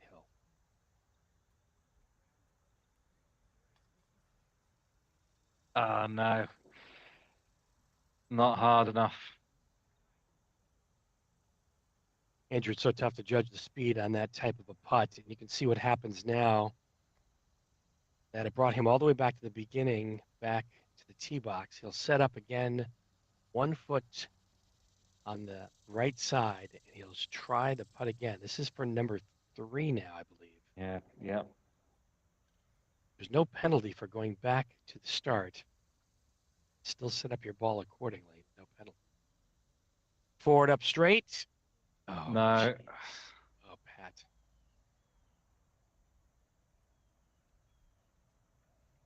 Doesn't matter how good of a miniature golf player you are, you're always going to have to face some of the challenges on the course. And a lot of times, this is the end result where you end up going back and forth sometimes. Yeah, it's the most dangerous lane, I'd say, on the course right here. And that danger is biting Pat at the moment. Yes. So stroke number 4 is to drop 2 strokes. Oh, stay up. Yeah, he's going to get a 5. Yeah. Not what he had in mind, I'm sure. No.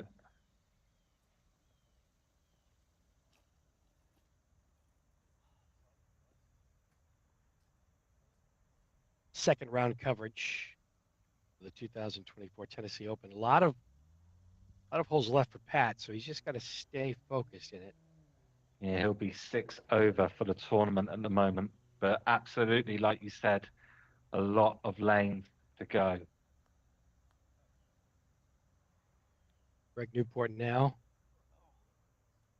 on our featured group on hole number 6, signature hole.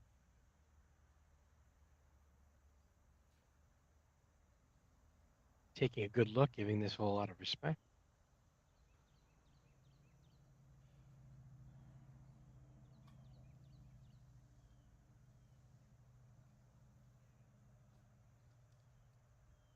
Another different camera angle for a live shot.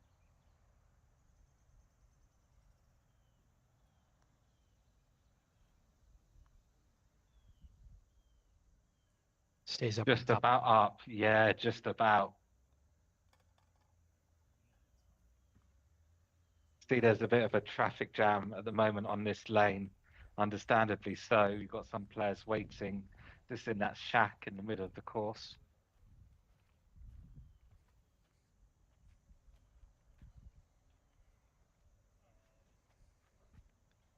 Following our signature group, Pat Sheridan and Greg Newport on the second round here at the Tennessee Open. Hole number 7 coming up. Tricky hole and a couple of options to play here, Andrew. The preference is to how the conditions are on the course today. Spectacular conditions. There's a pipe, one of the pipe holes here that you can jam the ball right into. He's frustrated. Look at that. He's getting a little frustrated. Yeah, I think that could potentially be the effects of lane number 6 there. on him, just some lingering effects from lane 6 and not making this pipe on lane 7. Found it now, though. How many times have we seen that today? Yeah, the ball shoot out of that pipe. See frustration here for Greg. A lot of times the ball will end up in that back left corner from that pipe if you don't choose the bank shot. And this is a tricky little left to right side breaker at the hole. Some of the players tend to use the bank shot because it's a little flatter on the right side of the hole and gives you a better second putt. Right. The ace here is very difficult. So if you can get a 2, you've done very well on the 7th hole at Mossy Yeah, Creek. I don't believe we've seen an ace here all day. Okay, just the one drop shot there for Greg. He needs to regroup and relax at the moment because you can see in his body language he's still a bit frustrated after lane 6. Now, this is what you were talking about, Dave, with the rebound. Oh, I think he found a crack, but hang on. With a shake Oh, of he the got head, lucky. Look at that. his luck's worked out for him. You could tell his body language said, I don't know what just happened. Yeah, the shake of the head and the smile. Right, now, this is the question though. Can he capitalize on this bit of good luck? Don't think you're going to see a lot in this putt. Maybe left edge. See what happens. A great 2. Yeah, you called it. Did look like he went for left edge there and it went lovely right, left to right into the hole. Fantastic. Great play and a lucky break. You have to capitalize on those lucky breaks when you can get them on this course. Let's move our signature group now to hole number 8, the make or break hole of the tournament. A beautiful signature hole with great views from the deck. You can see a lot of people up there taking a look. That are the spectators that are watching. There's 3 hole options on this. The hole today in play is the top right of the button on the ledge, and a hole in one. Pat, he's done it with a point to the camera. Yeah, there you go. What a couple of lanes Pat Sheridan has had here. I tell you what, it's a fantastic putt. Very difficult to get a hole in one in this hole. Very, very difficult. So he's going to gain a stroke on the field, and that's fun to watch. Just fun to watch. It's been an electric couple of lanes for Pat Sheridan. First, an extremely lucky roll of the ball on lane 7, and then an incredible ace on lane 8. Right now, though, it's Greg Newport attempting the same. Close. Line looks good. Man. You know, you can practice this hole 10 different ways and get 10 different outcomes. The pacing is so difficult to repeat hole after hole. Fantastic opportunity right there. 2 great breaks for Pat Sheridan. See Gary Hester and Landon Weiss on our leaderboard still holding true at -4. Still top of the leaderboard so far, and a very fun round of miniature golf action today for the 2024 Tennessee Open, Mossy Creek. Hole number 9, the water hole. I don't know what your read on this, Dave, is. To me, it looks like a little bit of luck involved with the ball as it goes down that stream there. You're hoping that the stream chucks it out in a favourable position. Wonder if we'll see any aces here today. Yeah, I've seen this hole played a couple different ways, Andrew, where they come into the fairway over the water and then back into the water, right down the canal. The canal dumps the ball just to the right of the hole a lot of times. You can see a little bit of a break from right to left on that. 2 is a usual score here if you can get the ball in the canal. An ace is going to be fairly lucky. Yes. Yeah, I wonder if we will see one today. I think, like you're saying, it's looking like that canal will always throw the ball out to the right, but let's see.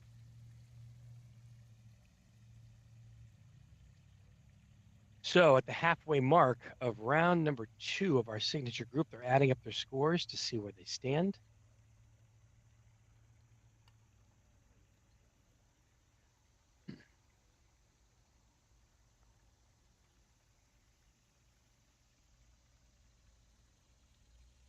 On the top right of yours, go ahead, sorry. We have the net block. I'm just looking at leaderboard in bottom right. We have the net block doing very well, even after the first round, 1 under on the second round after 5 lanes. So the net block currently tied for 5th alongside Joe Baldessano and Landry Yarnigan. So good play so far from the net block. We'll be seeing her next on lane 6, I believe. We talk a lot about positioning in today's tournament. Vanette is exactly where she wants to be. Yeah. At even par, because there's a lot of holes that can turn out positive and negative for a lot of players ahead of her. So if she can just stay where she's at, that will do just fine and take it pace by pace. And look, for example, we've seen Randy Reeves, a lot of people would say an exceptional world-class player, not able to close out his first round on even par. So Vanette, I think, should be very happy at the moment. So a couple of things we're watching right now is Pat Sheridan, bottom left, Vanette block in the top right on lane 6 as Pat Sheridan comes down his lane. One of the longer holes. Great pacing for Pat Sheridan on our featured hole number 10 as he heads to the back 9. Great pacing also from Vanette block with the fist bump as she walks away from the volcano. That will do. That keeps her on 1 under for her second round. Good shot there from Vanette. Vanette Block, past Team USA member, international medal winner at the WAGMs, the Masters. And that's a poor miss from Pat Sheridan. Yeah, that ball definitely traveled away from Pat and got away from him. This is going to be a really tough 3 from here for him to make. After a great leave on the first putt, this is going to take a little bit of a challenge and a little bit of skill here. Yeah, it really did travel, that ball, didn't it? After it missed the hole. Definitely got away from him. Yeah. Pat with his third shot back now. A little left to right. Oh, good recovery. Yeah. Got it in the left side. That was a great 3. I think he'll be very happy with that after that missed second putt. Very well read. I like that as well. He kept his cool after, well, not really an unlucky break, but he's kept his cool only to drop 1 shot. You know, something to be said about that too, Andrew, about keeping your cool and keeping a level head, especially early in the rounds. You know, we're only in round number 2 today. It's easy probably to lose your cool as the rounds progress towards round 4 and 5. But man, you have to stay level-headed here if you want to stay in the tournament, because a lot can happen to a lot of different people. Left to right break on the top signature hole number 17. Puts it all the way back down the middle of the fairway on the putting green. Tough break on hole 17. In terms of losing one's cool, we've seen that a little bit with Greg Newport after lane 6. We saw the effect still lasting with lane 7, throwing his putter on the ground a couple of times. He does seem now, looking at him, to be a bit more composed. So he seems to have gotten over the difficulties of lane 6. Like you say, you need to do it quickly. If you're going to compete, you need to shake that off quickly. Part of the understanding that you have to have when you're playing in a tournament of this magnitude, especially, much like the Matterhorn tournament, is any bad shot you make, you have to erase from your memory right away and focus on the next shot. The next shot is the most important putt.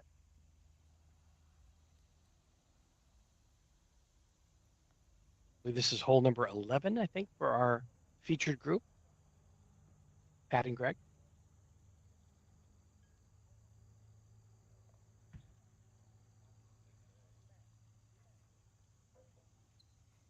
are two signature holes at the top of your screen. On the left side is hole number 17, playing a little difficult today as one of the longer holes. And hole number 6, the button or volcano hole, which isn't showing any action at the moment. And our featured group of Pat Sheridan and Greg Newport. Almost an ace. Very close from Greg there. Very, very close. Well played. Tough hole because you have a little less control over where the ball is going to go once you hit it around the bouts. So if you can steady your shot and aim at the same spot, you might get the same outcome. A 2 is a great score on this hole. Pat hitting it pretty aggressively. Coming down. Oh, skims the left side of the cup. Yeah. Leaves himself an easy 2, but he's probably cringing that ball did not go in the hole. Yeah, 2 very close shots we've seen, but no aces from this featured group. Well, at least they both understand how each other feel. Rick Baird there, we can just see.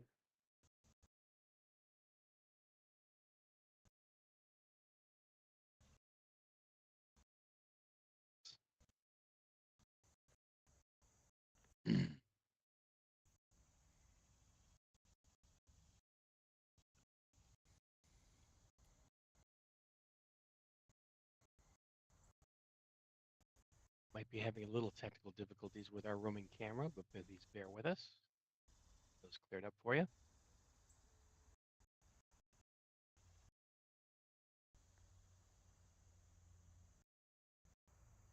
...2024 Tennessee Open, live from the Smoky Mountains, Tennessee.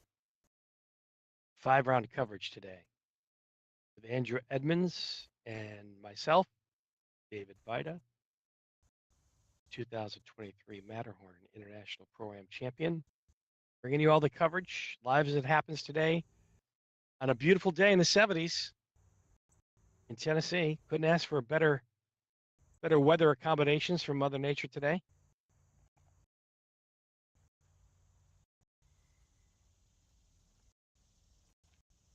Hole number 13, second putt from our featured group, Barry Newport. Kind of a bump and run, interesting hole.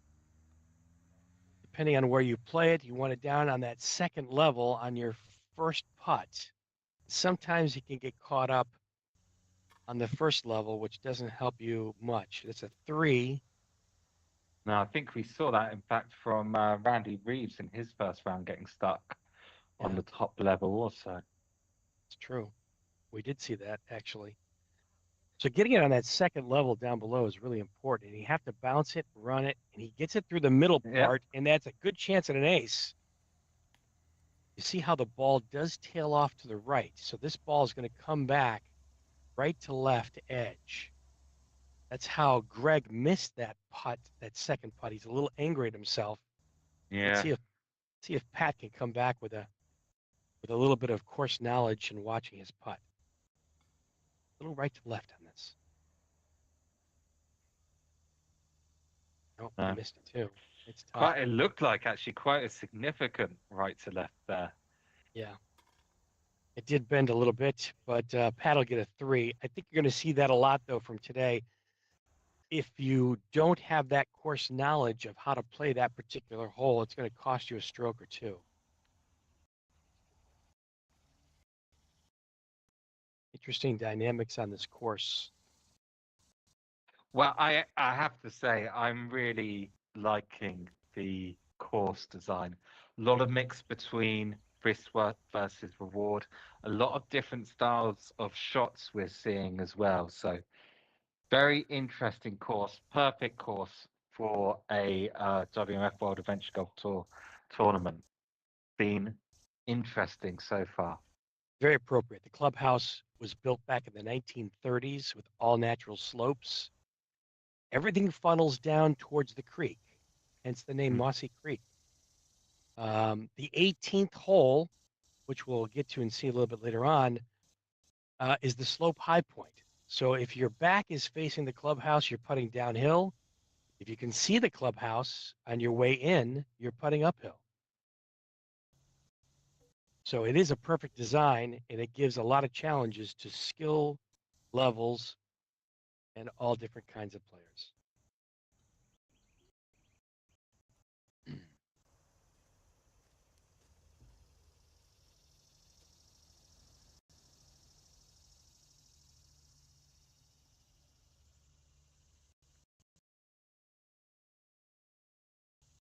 Hole number 6 on our top right. Signature hole. Plays straight up the button onto the volcano for an easy 2 if you can keep it on the level, but most players not able to keep it on the level, and that causes the ball to roll to different directions on the putting green behind the button. And it causes a big challenge for a lot of players on the break coming back up the hill. Haven't seen a lot of hole-in-ones. Maybe you can count them on one hand, perhaps maybe less than 5 today, Andrew, on hole number 6. I think that's about right. But what you do see when you do see that odd hole-in-one is a massive celebration, because not only have you got an ace, but you've avoided the big danger. We saw a good fist pump from Burnett Block earlier, securing Yes. a 2 by staying on top of the volcano. I do like those kind of lanes as well, where even a 2 warrants a fist bump. But look at that from Pat Sheridan. Around the world on the left side, it finds the bottom of the cup, and Pat's going to be pretty excited about that. He's good at those around the world shots, isn't he? We saw a similar, was it lane 8, lane 9? Hole number 8, the signature hole. Yes. Very tough, long Yes. hole to get an ace Good. on, and he played it perfectly. And I tell you, I've played a lot of tournaments where aces are very difficult to come by. So already at least 2 aces for Pat Sheridan on the second round coverage.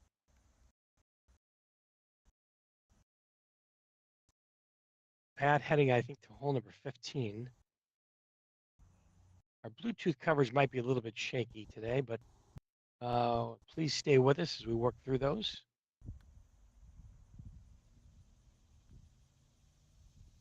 Yeah, I think it's this a certain area of the course. We also saw it in the last round. There's just 2 or 3 lanes where something interrupts the signal, but it doesn't last. It doesn't last too long. No, it's fine. Just stay with it. Pat with a very good pin high putt, played off the back door, left himself with about 1.5 feet for 2, and I'm sure he's very happy with that. Pat playing pretty steady and catching a lot of great breaks on his second round today. Going to help boost his confidence moving into round number 3. Greg Newport now in the same hole, our feature group.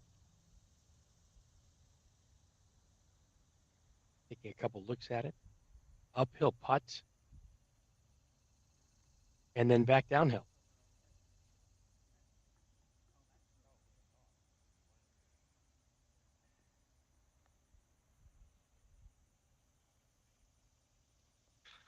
Close.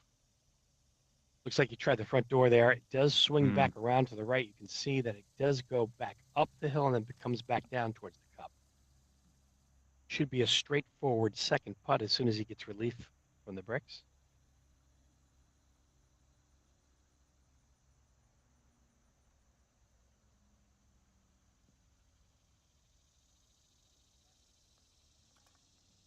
Well done.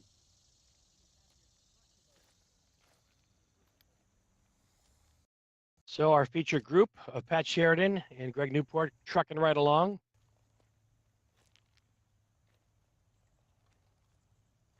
The hole number 16, I believe these guys are on. Yep, just before the featured lane 17 that we can see in the top left. Looking at the leaderboard, our leader, Landon Weiss, has a good start to his second round. He's 1 under after 3 lanes. Gary Hesterlow yet to start his second round. Gary was the other player along with Landon to score a 4-under in their first round. Oh, very close ace there. Very close to the ace on lane 6 in the top right. Really great pacing on our featured hole number 6, the button hole. Pat now lining up his putt on hole number 16. It's going to be a play off the back bricks. Doesn't leave himself with a great Ooh. second attempt. It's in no man's land there, really. Yeah. Now, this will be tough because we've seen if you miss this and you're too hard, the ball can almost roll back to the beginning of the lane. I think that was Randy Reeves. We saw that happen to in round 1. Right to left putt. Let's see. Yeah, he Well, played a little. you Give knew too it much was respect. right to left. Yeah, it was too straight. Yeah, he should played have, a little too much to the left there, but that's okay. He's he's still right where he needs to be after approaching the end of round number 2. So You should have some AirPods in listening to your commentary, Dave. If he heard that was right to left, he might have stood a better chance. It's always easier when you're armchair quarterbacking, Andrew. Oh, that's always true. Yeah. Always easier. All right, Greg Newport now, 16th hole, round number 2 of the Tennessee Open.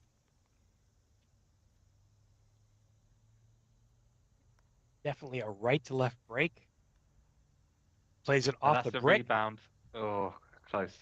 He knew he just missed a good one, but he left himself in a good position here. Yeah, still a little bit of frustration, even though, I mean, personally, I would have been quite happy with that shot. He is in a good position, but yeah, a bit of frustration this round. He almost pushed that second putt to the right side. Yes. He did get the hole, but you're right.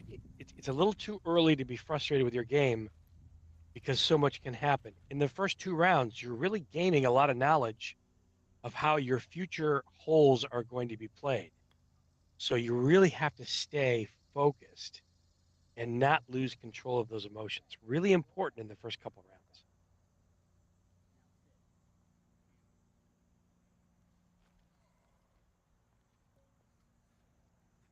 A little bit of a backup here on our signature 17, the top left portion of your screen.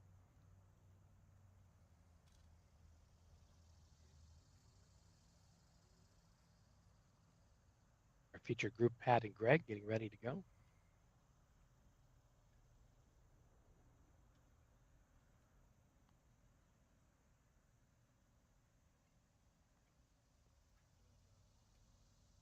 Taking their time a little bit as there is a little bit of a slowdown in the course. When you have 62 players, the pacing is going to be a little bit off at times. Sometimes it'll be slower and sometimes it'll be faster.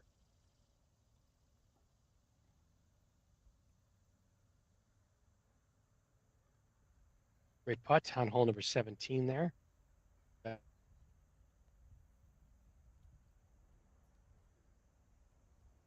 lot of slopes and interesting dynamics today.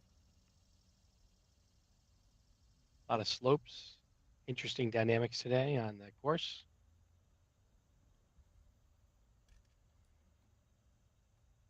Round 2 coverage.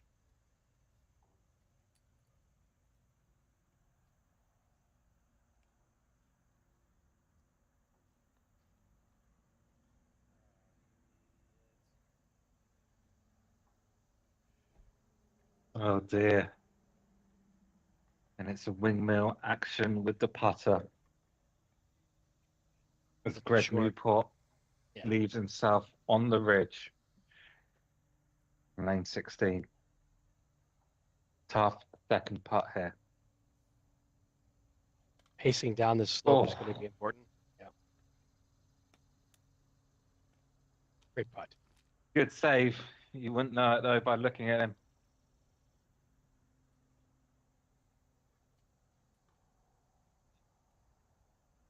Sheridan now. Lane 16.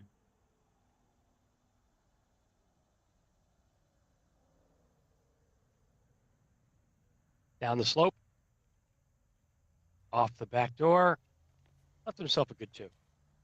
I can see now why Greg left himself on top of the ridge because as soon as you're off the ridge, the ball does fly down towards the hole. I can see why you just want to roll off that ridge, it looks like. Indeed. Little touch shot from the top of that ridge down.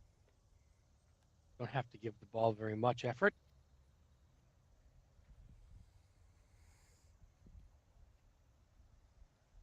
All right. Signature hole, number 17 at Mossy Creek. 2024 Tennessee Open. A couple ways to play this hole. Right through the two center rocks in this top right corner of your screen on the 17th hole, or you can take it to the right by the flag stick. The hole will have a slope coming back to the hole if you get it past the hole. But what you see there from Greg, who's very unhappy with that putt, is a common occurrence where you leave the ball short, and then you have a tricky second shot back uphill.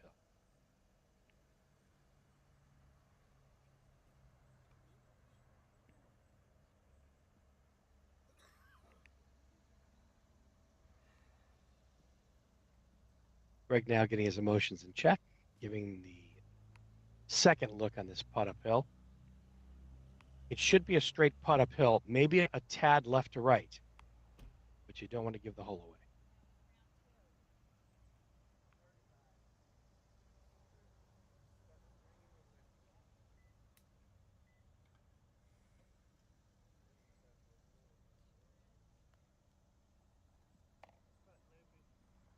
Great putt.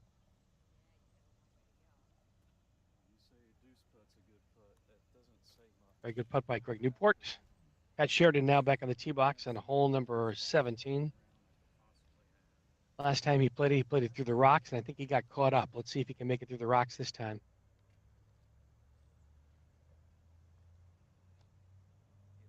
Good putt, going left to right. Pacing is way off. Yeah, he's done what Greg just did there. Not enough pace. Very tricky. Now, he has seen this part, which sometimes can help.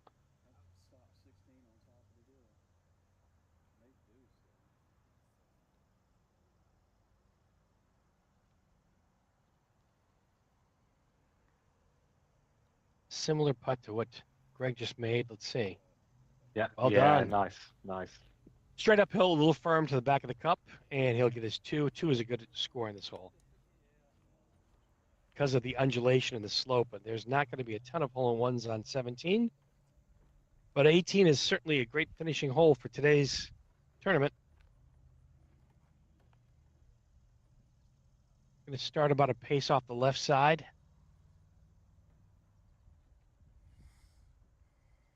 The water on the right side generally does not come into play, nor should the bricks on the right side. Generally, you're not playing off the bricks on hole 18. You're going to play somewhat of a straight putt.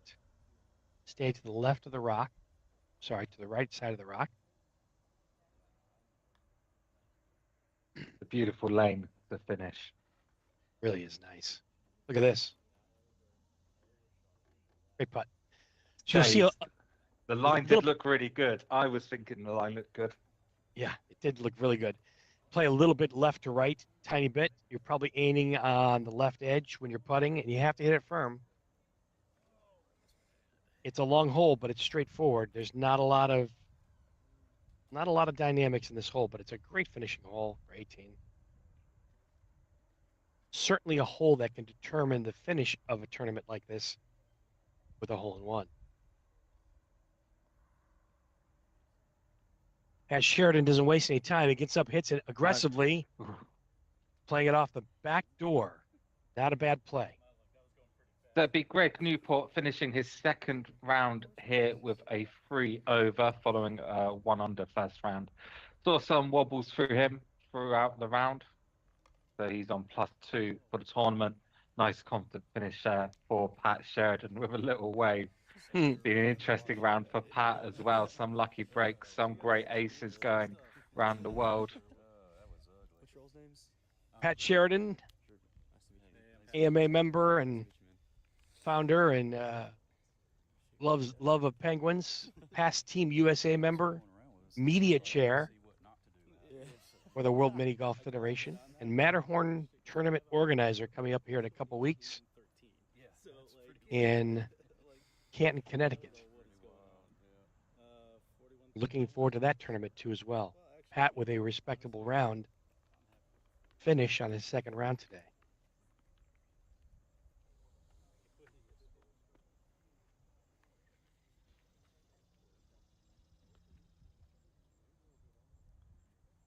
We have 2 rounds in the books for our signature followers today. Signature groups from the 2024 Tennessee Open. And again, now our featured group have finished the second round. So in a little bit, we will be following a different featured group for their third round. So do stick with us for that. But now we will be bringing you coverage of our 2 featured lanes. That's lane 17 in the top left, lane 6 in the top right. They have been providing us with the drama all day. 2 really great signature holes to watch the coverage on. We were talking about this earlier, Andrew, how dynamic these 2 holes are. They're so different in their approach. Certainly hole number 6 can cause a lot of drama if you don't keep it on top of the button. And then we see, I believe, an ace. Is that Aaron Comiskey for an ace on 17? Yeah, looks like it. I tell you what, I think he did that in the first round.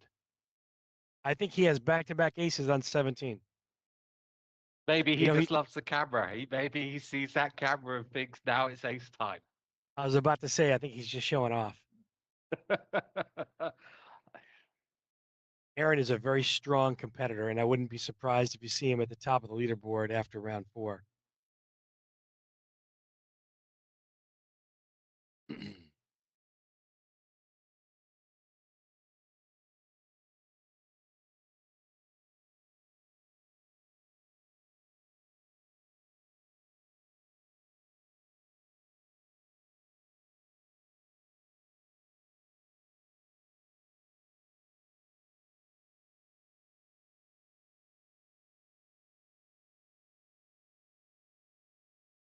Right in the middle of round 2 coverage of the 2024 Tennessee Pro Mini Golf Open.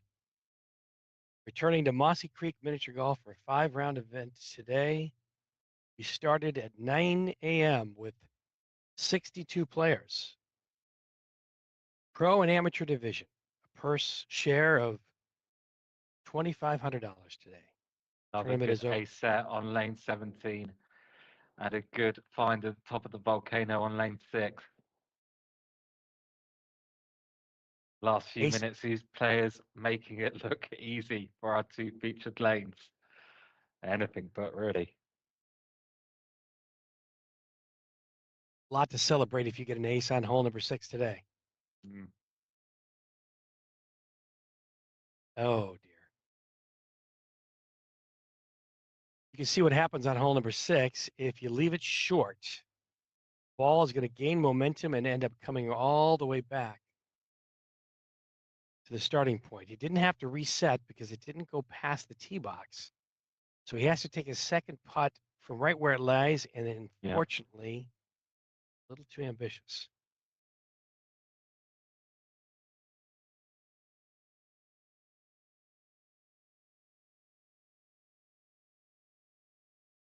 One of the rules of today's tournament is you get a scorecard relief from any type of impediment like a wall or a brick or a cart path.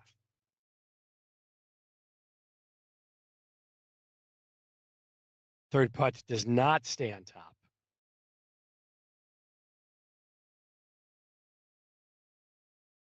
And this is the trials and tribulations of our signature hole 6. You've seen it a few times before, Andrew. Yeah, we have, haven't we? Really, all day.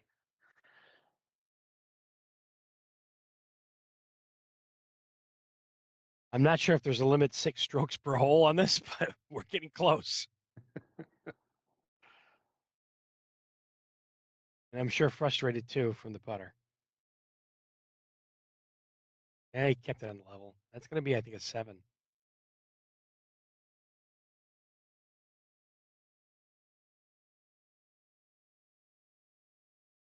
On the left side of the screen is hole number 17. So Is that this the net? is, but yeah, this is Vanette Block, who did Yeah. have a really good start, even on her first round, even par on her first round, and an ace on lane 4 in the second round. Unfortunately, after that, Vanette dropped 4 shots. So she's currently on 4 over par after a very strong start. I remember watching Vanette on the Wagum tour. Did very well. She's a past Team USA member, international medal winner, and competing today for first place in the Tennessee Open. Well, former women's world champion as well in the World Adventure Golf Masters. That was at Horny Bezhikov in 2018, I believe. Oh, that's an ace there from Wow, Mr. that's great. Flamingo Looks on good. lane 6.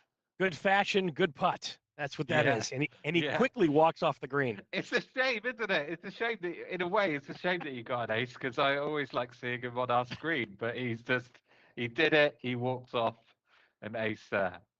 He didn't even relish the putt. He just took it and ran. Took what was given and exited the hole quick. Yeah, shame for all of our viewers. I'm sure all of our viewers at home wishing they could have seen a bit more of the flamingo outfit. Justin Pelletier again back in contact, saying Aaron is indeed a strong competitor and he does indeed love the camera. So there you go. He does a lot of the holes that he does TikTok videos on too as well, and I watch him compete. He likes showing off the hole-in-ones, and I tell you what, 17 is a great hole to get a hole-in-one on. That's for sure. Yeah, absolutely. Good find there of the top of the volcano on lane 6.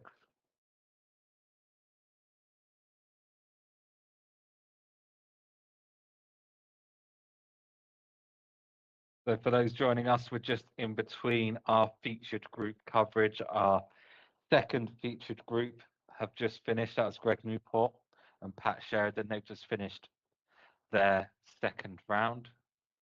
So we'll be back with featured group coverage very shortly for the third round of the Tennessee Open 2024. 5 rounds of coverage action today live with Andrew Edmonds and me, David Vida.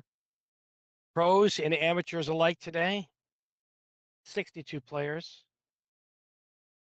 There we go on Jedi 6 again. hand singles on lane 6 again. We love watching that. A lot of body English to help the ball. Can't hurt, no matter what you do. He's happy with a 3, and I would be too. Wow. Location. Whacked it straight into the hole on lane 17. That was pacey, but it was AC. It's an ace on lane 17. Seen some great putts on 17 today. Aaron Comiskey had one a short time earlier, and now another one on 17 repeats itself. Rainey Statham just jumping up the leaderboard there with a 2 under in his second round, putting on a bit of a challenge at the moment. So he's third in absolute order currently on 2 under par. There are 2 ahead of the pack, though, at 4 under par, which is a great score. Keeping your wits about you at this stage of the game is really important, and it's certainly sending a message right now. Those 2 individuals at 4 under, Gary and Landon. Yeah. It'll be interesting to watch Gary Hester's second round. Hasn't started yet. Landon Weiss actually 3 under with a drop shot in his second round. But Gary Hester yet to play that second round as a trickle back into the hole for a lucky ace there on lane 17. Hey, they all count. All the aces are happening right now in 17. It's fun to watch. Again, with this signature hole number 17, a couple of different ways to play it, that's for sure. A lot of players will take the risk reward of going through the 2 rocks. Others will take a little bit more and play the undulation from the right to left on the side of the hole. You can see that little mound on 17. I think the most popular putt that was going right up the middle, Yeah, right up does look the like it. gut. Oh dear. We have seen that a few times, maybe not quite as drastic, but few people leaving 17 short today. Yeah, I don't know if they get caught up in the middle there, if they hit the rock a little bit and it takes the pacing off. I'm not really sure.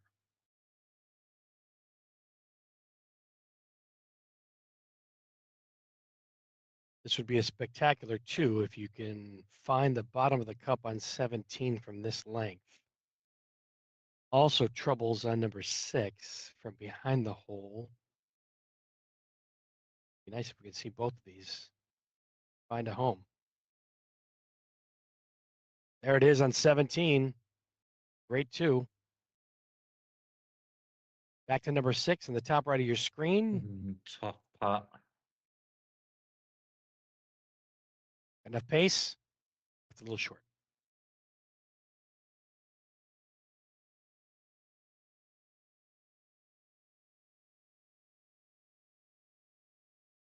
All right.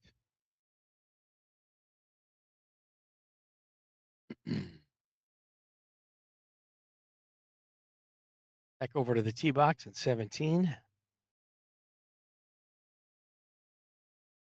Not a Getting a terrible little lead. bit short.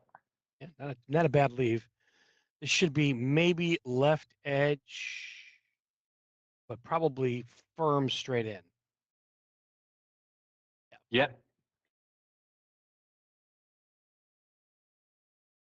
Back on 6, on top of the button there, the volcano, straight in.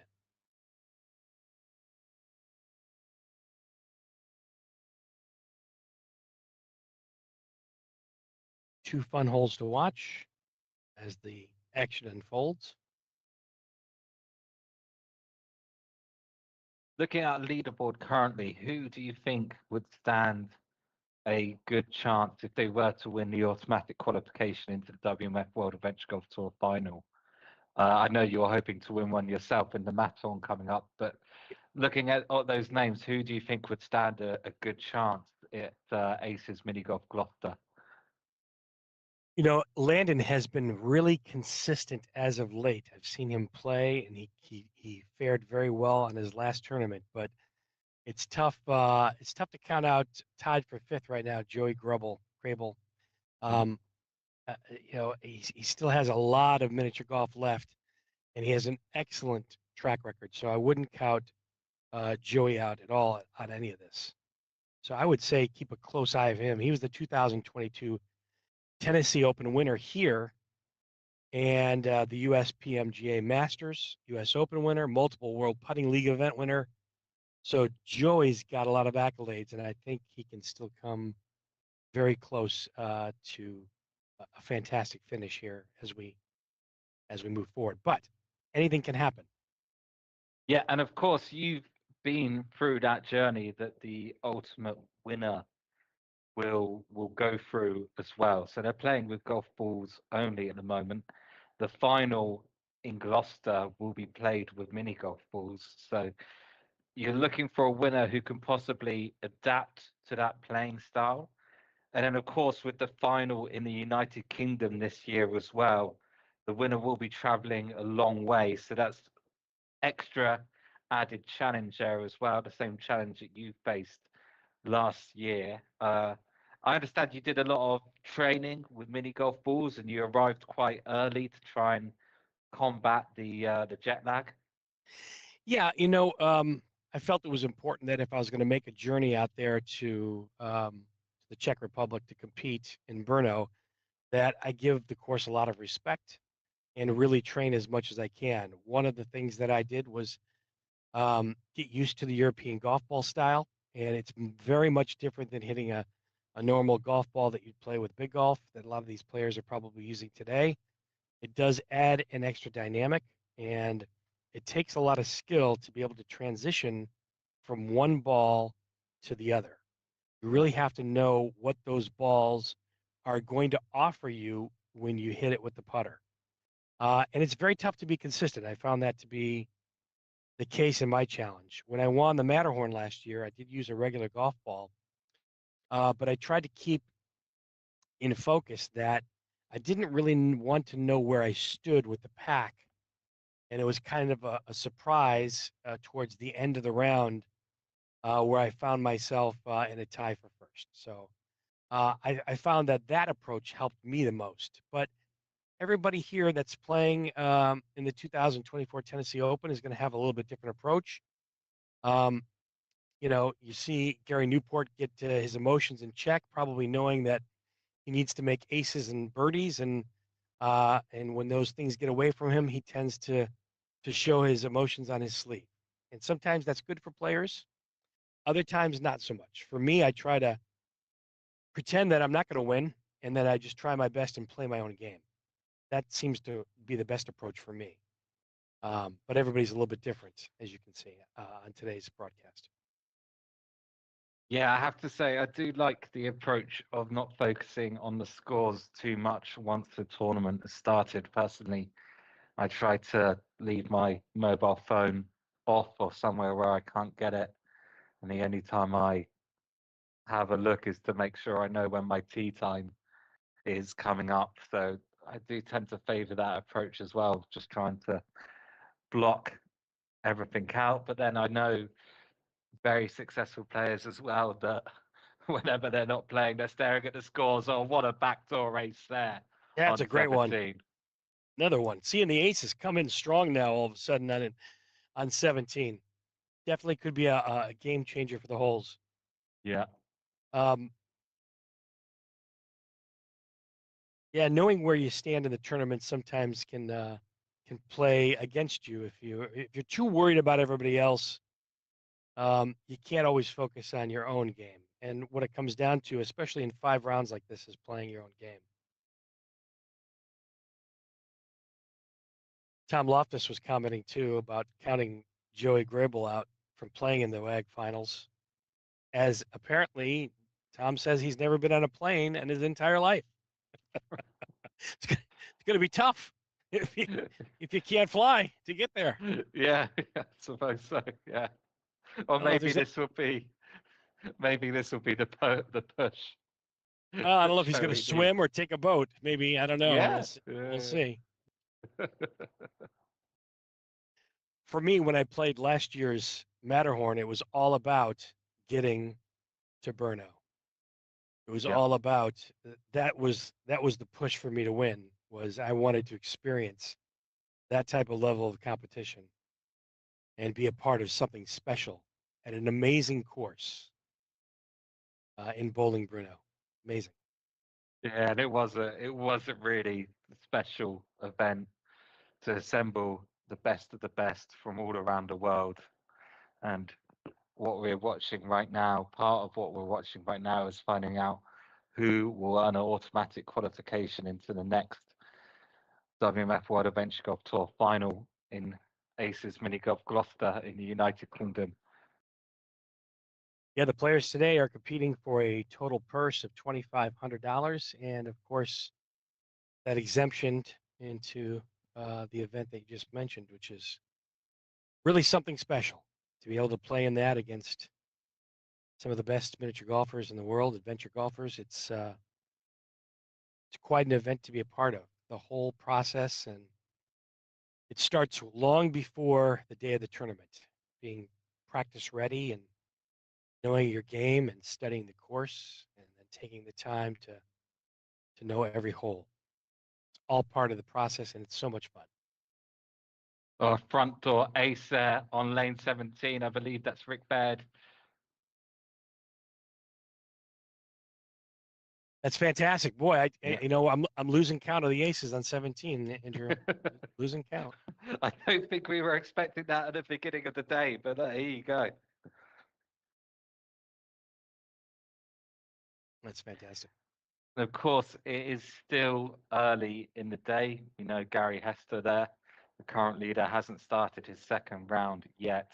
So still early in the day, but by the looks of it, whoever does end up winning is going to be a strong competitor in those WMF World Adventure Golf Tour finals if today is anything to go by.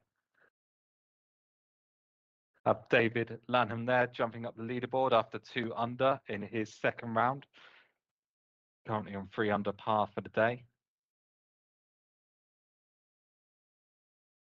Landon Weiss looks like not yet able to reclaim that magic of the 4 under from his first round. He's currently on 1 over after 11 lanes in his second round. Putting together 5 solid rounds is always the challenge in a tournament like this, and it can be a humbling experience. Mm.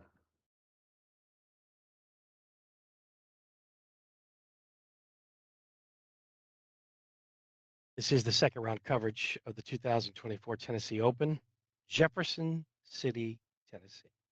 Beautiful special day. 62 pro and amateur miniature golfers coming to compete for a great title in a worthwhile event today.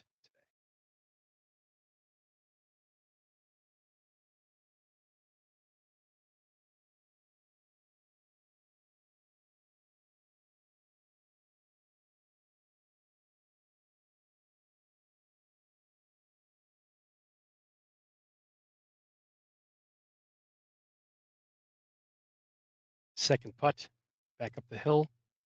Hole number 6, our signature hole. A lot of respect, big look.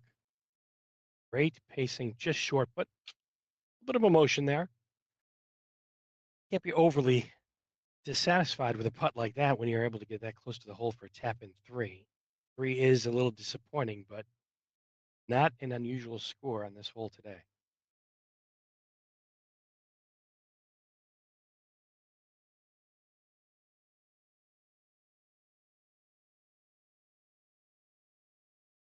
Back on the tee box at 6.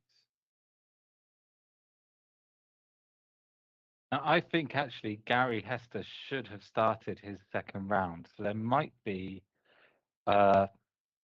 something going on with the live scoring. Perhaps he's not doing live scoring and he'll be registering his scores at the end of the round. So we may well see a flood of scores come in from Gary Hester, who's currently at the top of the leaderboard. So we keep our eye on that.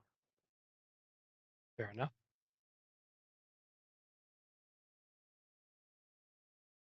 Is that Gary on 6 right now?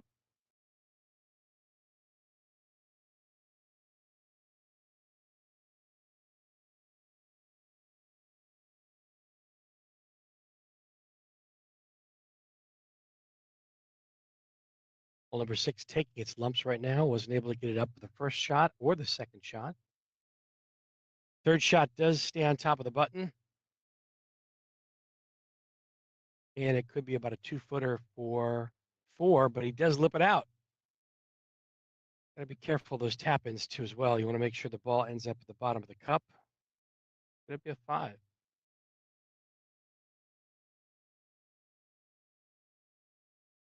seen that happen to a few players today as well on hole number 6.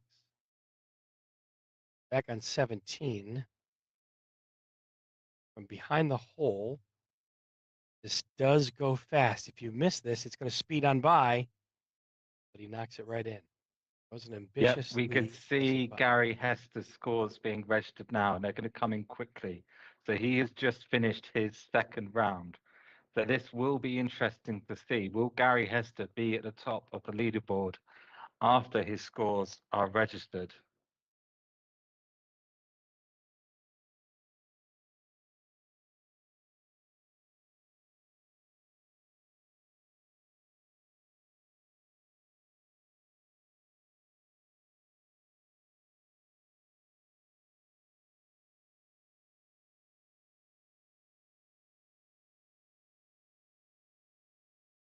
A lot of great play happening on hole number 17, the signature hole today. Seen a lot of aces happen. They came back to back to back on a lot of players in this second round coverage. While hole number 6, the second signature hole in the top right of your screen, right above the scoring, has caused some great consternation for a lot of players today. Ball has ended up behind the hole, to the right of the hole, to the left of the hole, and sometimes in the middle of the hole.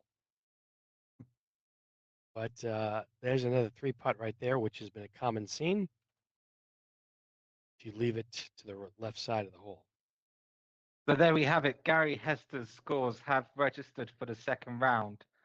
Wasn't able to recapture the magic of the 4-under first round, but in his second round, he is 1 over. So for the day, 3 under, and Gary Hester remains tied for the lead after 2 rounds with David Lanham, both on 3 under par for the day. Some great consistent scores and putting there to be 3 under. You got to be pretty happy with that if you're at the top of the leaderboard. Anyone that's even or under par right now should be pretty excited and happy and pleased with their play so far. Well, I wonder what Gary is thinking right now, because first round 4 under, second round 1 over. He's at the top of the leaderboard, but is he perhaps regretting not keeping that lead? You know, he had 4 under in the first round. Maybe he was hoping for 2 under, 3 under. That would have been a swing of 3 strokes, 4 strokes. So be interesting to know his mentality at the moment. Is he happy that he's at the top of the leaderboard, or is he disappointed that he couldn't follow up his 4 under first round with something a bit better? Nevertheless, Gary Hester, David Lanham, tied at the top of the leaderboard on 3 under. Landon Weiss right behind. Rainey Statham, Adam Shanks. All showcasing their talents and their abilities. The 2024 Tennessee Open. Adam is the 2024 USMGA US Open winner. So he's right in the heat of things at 1 under par. I would look for him to be consistent. He had some very consistent play, only 1 stroke off from the 2 rounds. It's very impressive. And David Lanham certainly improved his scores and kept it under par on both rounds today. Look forward to see what the 3rd round brings David. Yeah, absolutely. That'll be interesting to watch. Perhaps looking at the top of the leaderboard, one of the more consistent players at the moment, 1 under, 2 under. We have Rainey Statham on even, Ooh. 2 under. Looking back at our signature hole 17, that's the problem with ending up your ball behind the hole. Is it's such a tough, fast putt back. If you miss that putt coming back on 17, you're going to end up with a 10 or 12 footer coming back, which is what we face right now. Great putt, but just skims and comes back and in. Back door. There we go. And in a few Fantastic. moments, we will be following our next featured group of the day. So far we've had Randy Reeves, Jerry Graybill, Greg Newport, and Pat Sheridan. In a few moments, we will see the 3rd featured group of the day as we follow them around all 18 lanes here at Mossy Creek Mini Golf. So do stick with us for that. Rounds 1 through 3 before we take a break for lunch. And then in the afternoon, maybe 1 or 1:30, rounds 4 or 5 will start depending on the pacing of today's event. Beautiful Jefferson City, just a population of under 10,000 people here. A great place to have a wonderful miniature golf course. And some great competition where the pros have all gathered today, 62 competitors. And for those watching from outside of America, it's currently just past 11:30 here in Jefferson City. So when we say lunch at 1:30, that's approximately projected Right. for a couple of hours for lunch. That's correct. Andrew Edmonds and David Vida here in the commentary booth with all the action as we finish up round number 2. So much fun to watch these players compete on a beautiful course on a beautiful day. It has been great, hasn't it? What a treat we have here. Some of the best adventure golfers in America on an extremely interesting course with perfect conditions here. Couldn't hope for anything better as we watch along.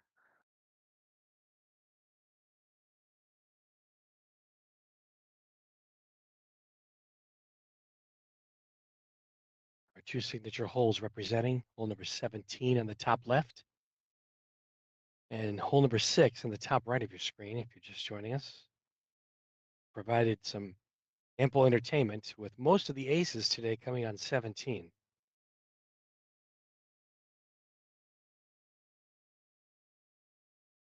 The tee off, it looks like they're starting off on the left side of the tee box to take it right through the chute between the two rocks.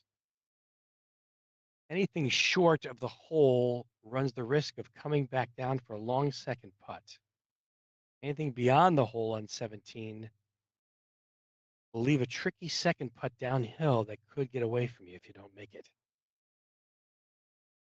So our third featured group of the day will be Gary Hester and Rick Bard. We'll be seeing them in just a few short moments. Seeing them play all 18 lanes here of their third round of the Tennessee Open 2024. Thus Gary Hester and Rick Bard will be following in our featured group coverage for round 3. Gary, if you take a look at the scoreboard, is currently a -3. He's doing great. Yeah, Can't- so it's going to be an interesting one to watch. We will be watching the joint leader in a few short moments' time start his third round of the day. Gary Hester, Masters winner, past Team USA member, has certainly earned his spot of where he is and has a very good chance at carrying into the lead after the third round today. Certainly is a test of wits and skill and keeping your emotions in check. 5 rounds is a significant tournament that can ebb and flow as you play. As you can see by some of the scores, only 1 or 2 people have kept under par in both rounds today. David Lanham being one of them with a -1 in the first round and -2 in the second round.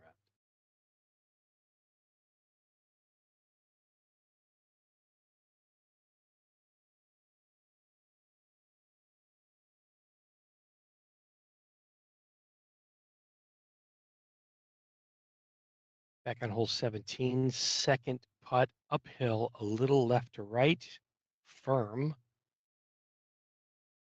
He's a little short. Disappointing on that putt, 17, but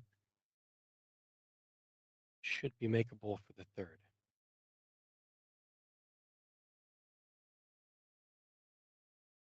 Back on hole number 6, we've seen that over and over today where the ball just will not stay on the top level of the volcano.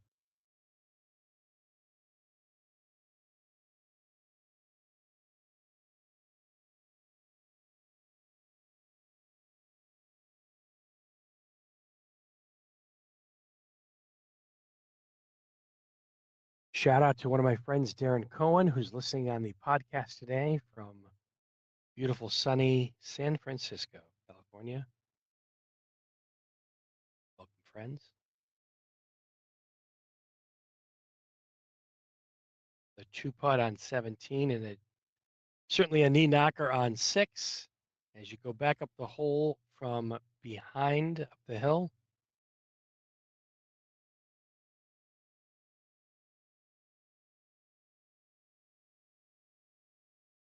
Takes a great deal of confidence to be able to hit a strong putt up that hill and keep it on that top level. It was a good effort, slid to the right a little bit, and now third putt for an easy tap in.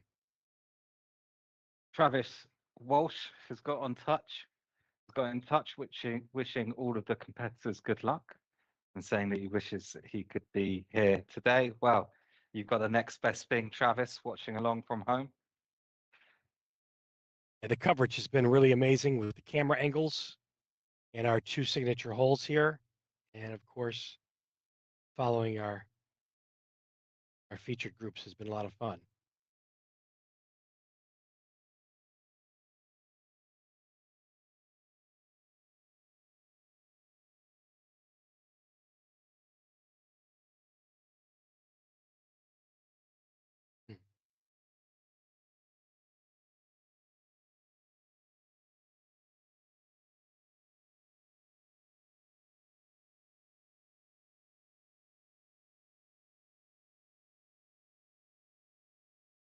All right. I think that was Landon right there on 17, just finishing up. Yeah, you're certainly right about the coverage, and we have in part to thank for that the great team here at Mossy Creek Miniature Golf who have been so helpful with providing the great coverage that we can see now. So thank you very much to the team here at Mossy Creek Mini Golf for that. They've been exceptional all up in the preparation for this tournament. I'm sure many people at home are very grateful. The next featured group is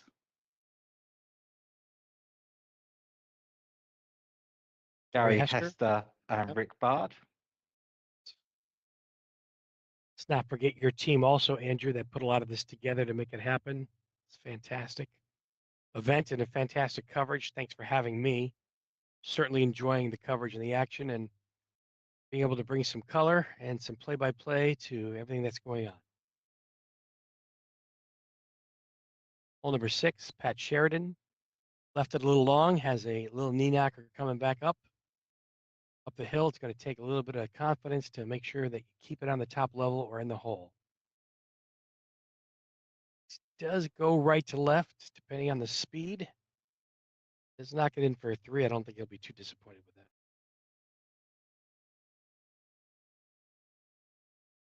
And our colorful 17th hole character with great outfit today. Ball might come back. Hang on. Stop. It did stop. And he'll take a 3-2 as well on the 17th hole.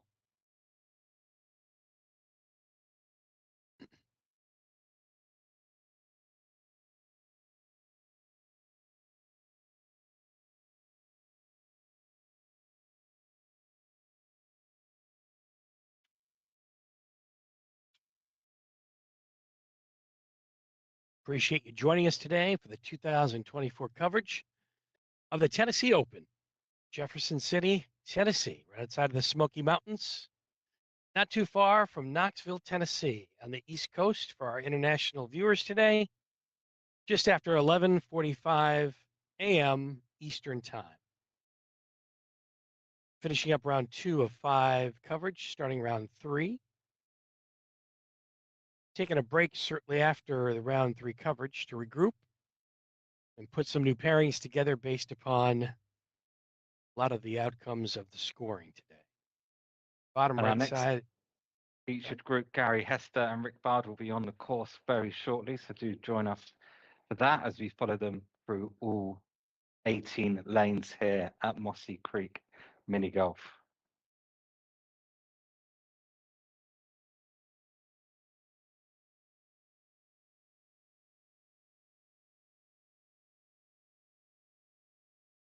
Is the Burnett block there in the top right, just starting her 3rd round. Strong start in rounds 1, halfway through round 2, dropped a few shots though in the second half of round 2, but still a lot of adventure golf left, so more than enough time for Burnett to make a comeback.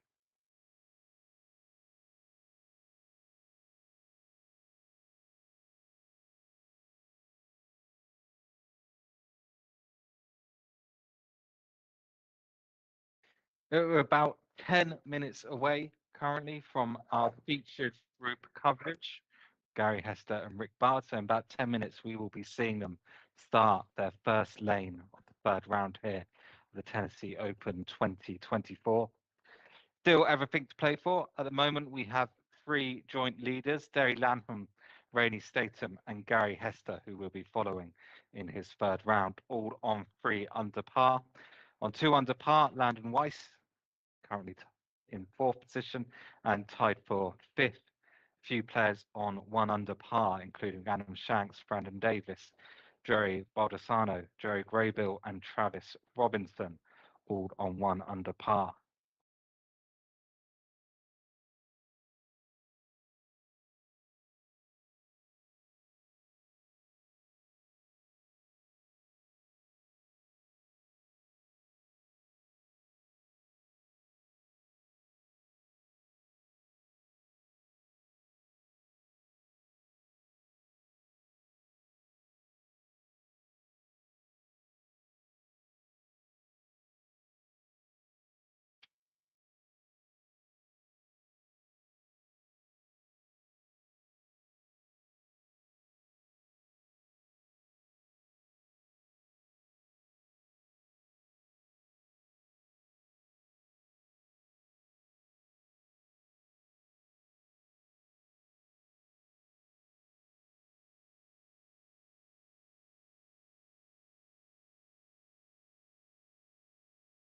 In top left there, seeing a different kind of approach to lane 17. Usually we've been seeing players go through the two rocks. This player here favouring going down the right-hand side, trying to use that hill there to bank off into the hole. It's a good attempt.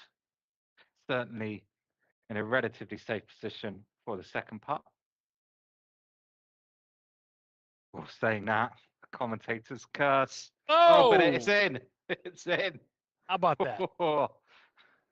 Well, you take what you can get out there on the course. It's a lucky two on lane 17. Love seeing that.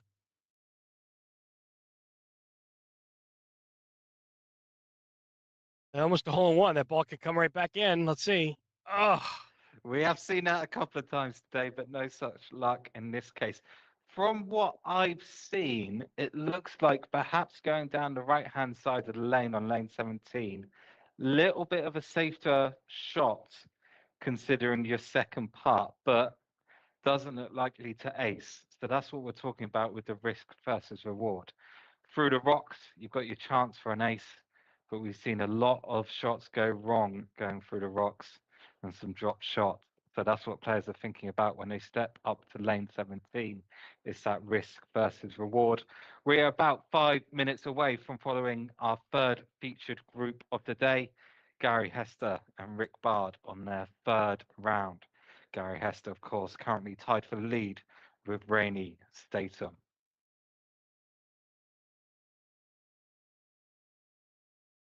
so much fun seeing the different styles and different approaches on these holes.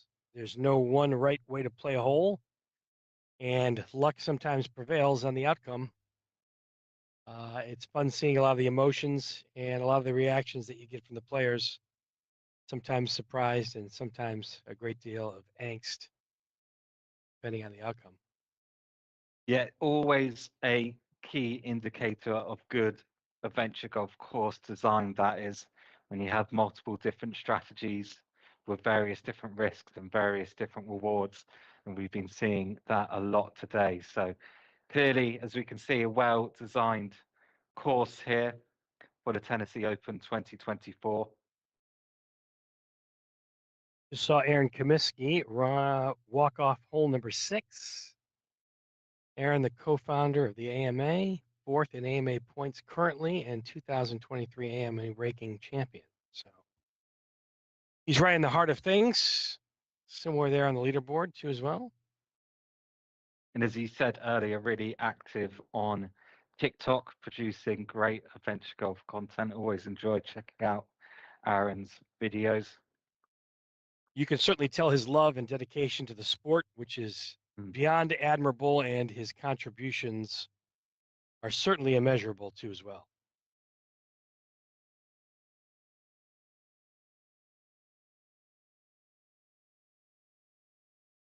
Hole number 17, one of our younger players finishing up the hole. Another backdoor approach. Unfortunately, that ball is going to carry some steam down the hill. Yeah. And it ends up costing you a possible 2-putt if you're not accurate.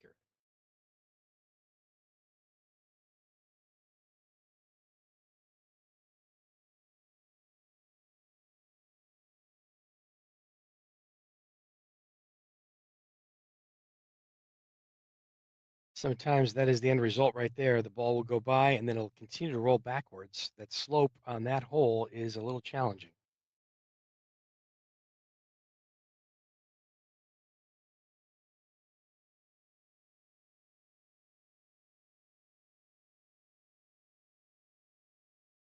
A lot of natural slopes on today's course. Everything does funnel down towards Mossy Creek. It's the name of today's venue. The 18th slope is the high point of the tournament. Look What's at the that, an ace phrase? with the right hand style of shot. Believe that's the first time we've seen it today. We were just talking about how that shot is less likely to produce an ace, but it's still possible. Fantastic shot there on lane 17. The action happening right now on the back half of the course as we end up with round 2. Another great putt just to the right of the hole, but it's going to go left and short. Will it hold? It does.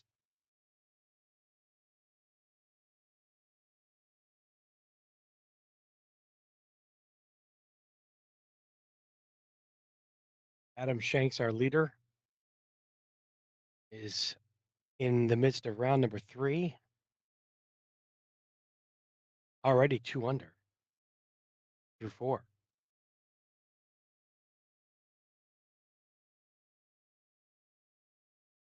Adam came from tied for 5th all the way to tied for 1st.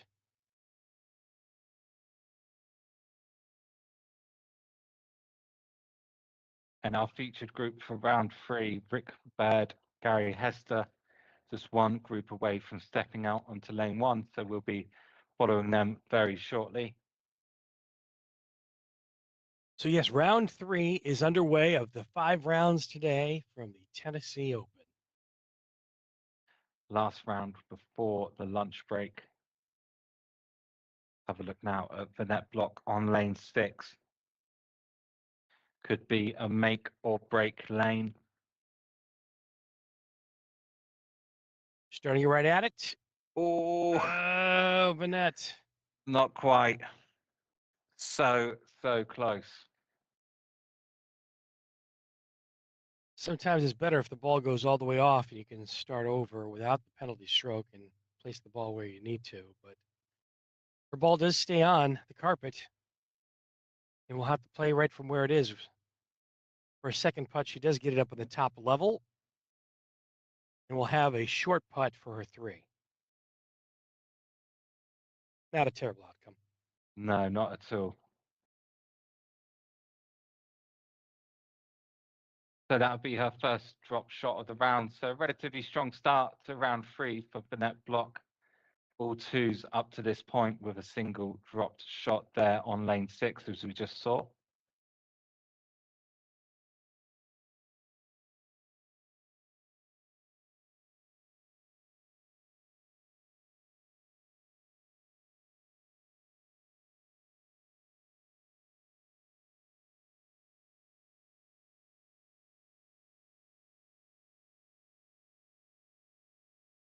Second putt now on hole number 6, left it short.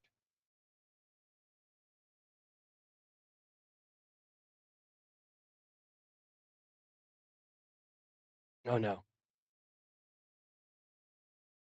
Oh boy, we've seen this a lot happen where you just don't get enough steam up that hill, Andrew, and you end up back on number 6. Number 17 has a 2-putt attempt for the par. That's a good third shot. It's going to end up being a 4 on hole number 6, though, where the first 2 putts did not make it all the way up.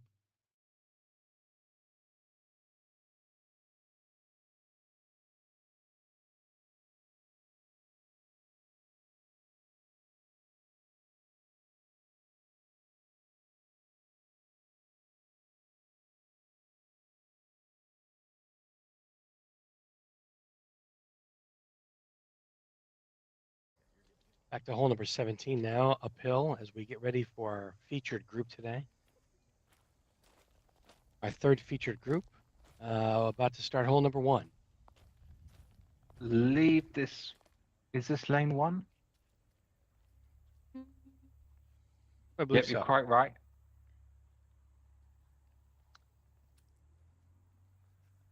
Gary Hester and Rick Baird heading to hole number 1 to start their third round right now. A couple of different tee-off spots here. Starting on the left side, maybe about 2 or 3 feet from the left, the hole location to the right. Play it a little bit to the left of the sand trap, and it does go right. Oh. Good effort there from Rick. Quite the bender on the Really first close. hole.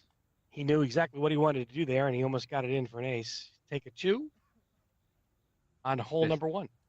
Just needed a little bit more run off that slope, but really, really good effort. See how Gary does. He starts to get hard off the left side will play a double banker and right Double in the rebound. hole. Oh! Oh, two really good attempts there for our featured group. If you think for a moment after watching that these two guys don't know what they're doing, I mean, come on, that was impressive. Two totally different ways of playing the first hole. Similar result. Yeah, interesting to see that double rebound shot. And I don't believe we've seen an ace yet today on lane 1. But here's a lane where we have seen aces. It's lane 2. This is probably one of the best ace attempts. It's one of the most important holes on the course, I think. A lot of people will start about a foot off from the left tee, as you can see Rick doing right now. A couple different ways of playing it toward the planter and kind of letting it just drift. That might be a little. I thought it was going to be a little short and then right in the hole. Look at that. So Boy, Rick's first ace of his round here, third round of the Tennessee Open 2024. Gary Hester, though, who's currently tied for the lead with Adam Shanks. Fantastic. Gary with a second putt coming down. It's going to go right just to the left of the hole. He was very, very close to that planter there. Almost, not quite, but almost scraping the bricks. I don't know if you noticed that, Andrew, but that ball just moved slightly at the last moment to the left. Mm. It was tracking pretty good the whole way. Hole number 3 of our featured group.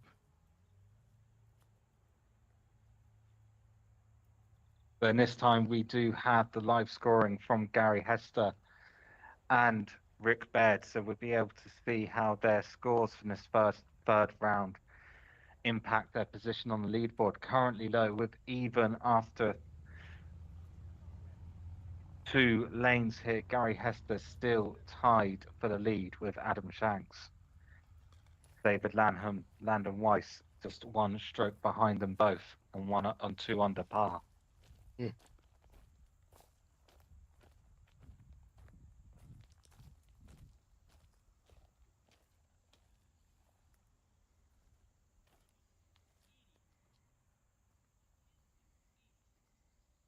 All right, Rick sets it up here on hole number 3. You can see the 2-cup option playing the left cup today. Rick starting on the left side of the tee box. We'll start it left of the rock, kind of let it feed right down. Oh, Nice. boy. How do you get any closer than that without going in? He has to stay with a positive mental attitude now, because we've seen 3 strokes from him. Very, very close on these first few lanes. He's playing extremely well. He has been playing extremely well. He needs to keep that positive mental attitude up. If he can do that, he will surely see more aces.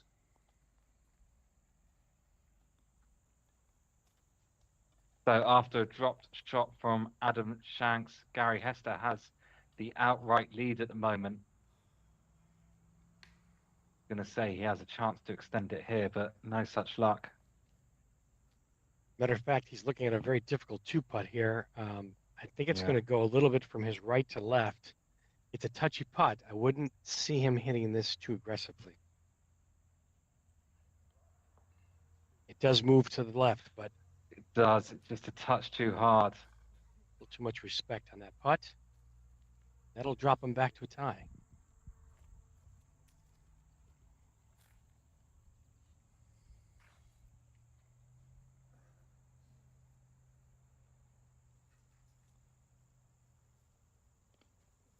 Some very special action going on today here at the Tennessee Open, Jefferson City, Tennessee.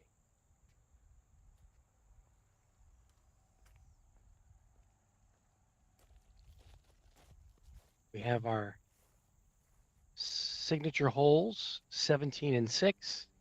And if you're joining us right now with our featured group, Gary Hester and Rick Baird. Rick on the tee box.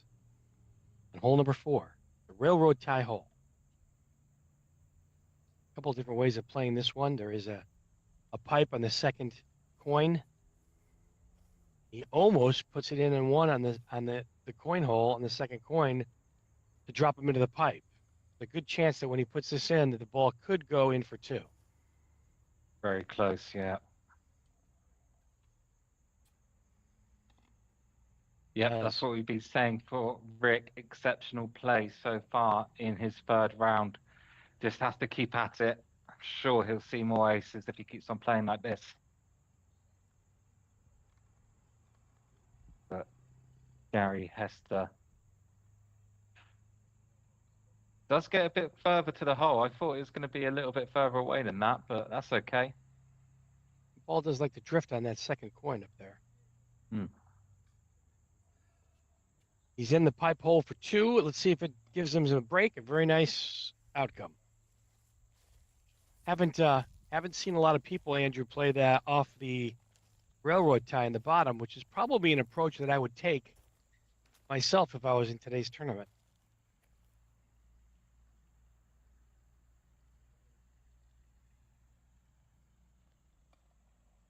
Yeah, also not seeing too many people go just directly for that pipe hole. It looks like that's how it's set up to play, but clearly the rebound, the higher percentage shot. Rick back now on hole number 5. This is our first uphill putt at the clubhouse, facing the clubhouse. Another hole with 2-cup option.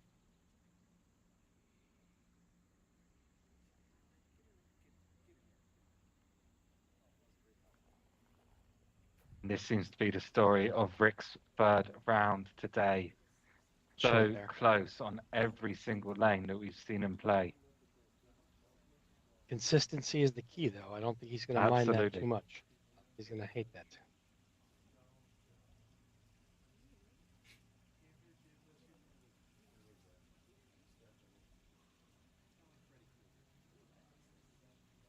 The great Gary Hester, though, perhaps with a different idea in his mind. Keep at the top of the leaderboard. Don't give anything away to your competitors and just go into lunch being on the top. You can see at the moment it's a three-way tie between David Lanham, Gary Hester, and Landon Weiss. Gary, though, with that all-important lane number 6 coming up. Very big ace opportunity here on hole number 6. Interesting hole. It is indeed, isn't it? Normally we're talking about the danger, but we do forget the ace opportunity is right there. Nice wave to the camera. We see you.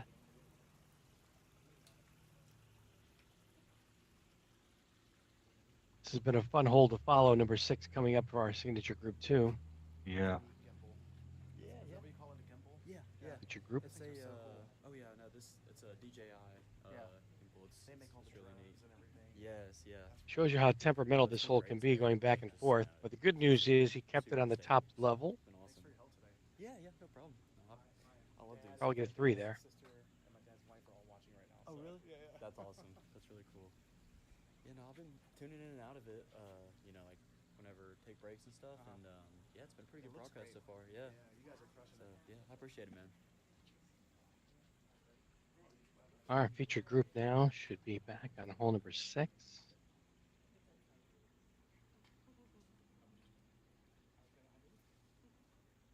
Not quite yet. There's a little bit of a backup. Yeah.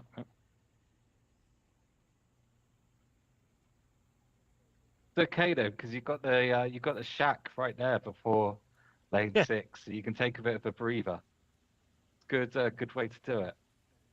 Kind of wonder how the pace of play does affect certain players, Andrew. You know, moving forward, some people like to play fast, and some are slower players that take a little bit more time, and that could disrupt the flow of some of the players' ability to stay consistent. But this is always advice that I give, and I believe I gave this to you in the Czech Republic for the WMF World Adventure Golf Tour final.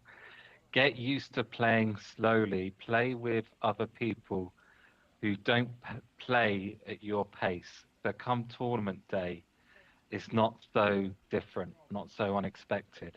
Sometimes you see people practicing and they're just flying around the course. And you've got to think it's not going to match the reality of the tournament day. I remember that advice that you gave me, and I took the advice and played with different members, and it was very rewarding seeing a lot of different international players on their pace of play and their strategy. I don't know how much it helped me with the end result, but it was certainly a good strategy in the beginning to take, and I would certainly do it again too as well.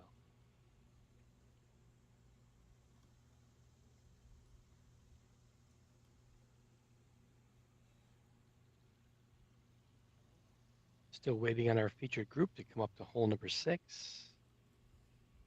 One of our signature holes today. A little ambitious there on that shot. It does go into the rough, but it does lean back towards the cup a little bit. So that's generally what we see on missed putts that go by. Interesting though, sometimes if you're a little bit harder, the ball will actually catch the downslope and trickle back towards the hole. So this is kind of the worst distance you can leave it, because you don't get the trickle back. And that's what you're afraid of. It would have been great if it was the second cup location. Yeah.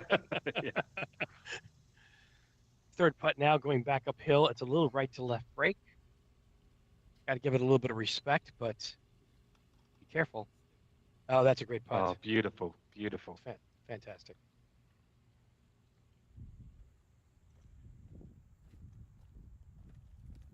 It's a solid 3 because that's a tough, really uphill putt there that can go a lot of different ways. Okay, Rick Bard now. We've seen him play fantastic adventure golf all through this third round. See if he can keep it up now on the challenging lane 6. See, it's going to go a little bit from the right to the left, especially up the hill. Let's see. Oh, is it up? Just about for Rick Bard. He's up the hill. I think he's going to hold his breath on that one. Yeah.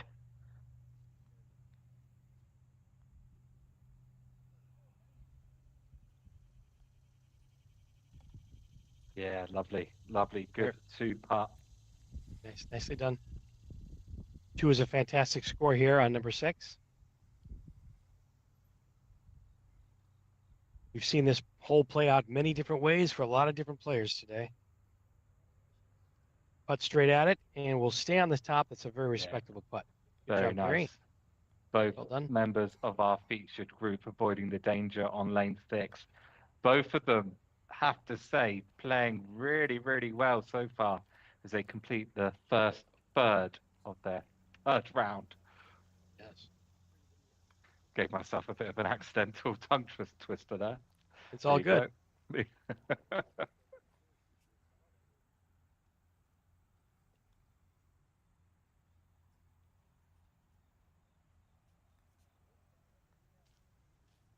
So we can see Landon Weiss has jumped into the outright lead. Landon currently on 3 under, having played 3 lanes of his third round.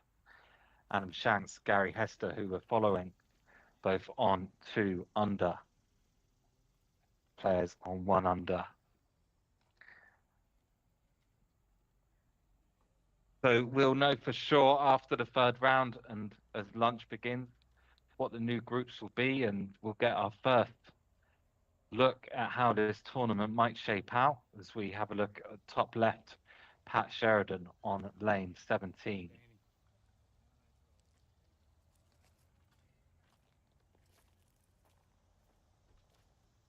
th hole for the putting penguin.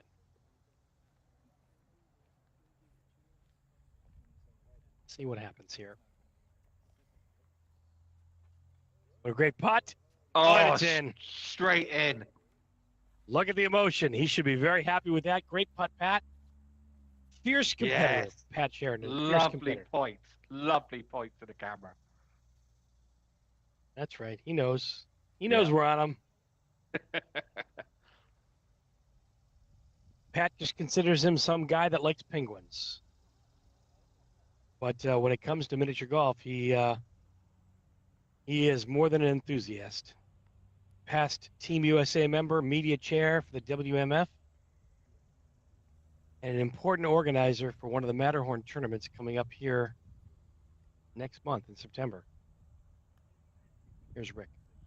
All about getting down to that second layer on the first part. He's done it. That's great. Gives That ball himself- does feed. The ball feeds into that hole nicely, but this does leave for a second tough putt, though, as you're about to say, Andrew. Yeah. We've seen that many times today, the ball ending up there or thereabouts. Important that you have to give yourself that opportunity of getting a 2, which Rick has done now. So it's all about the finish.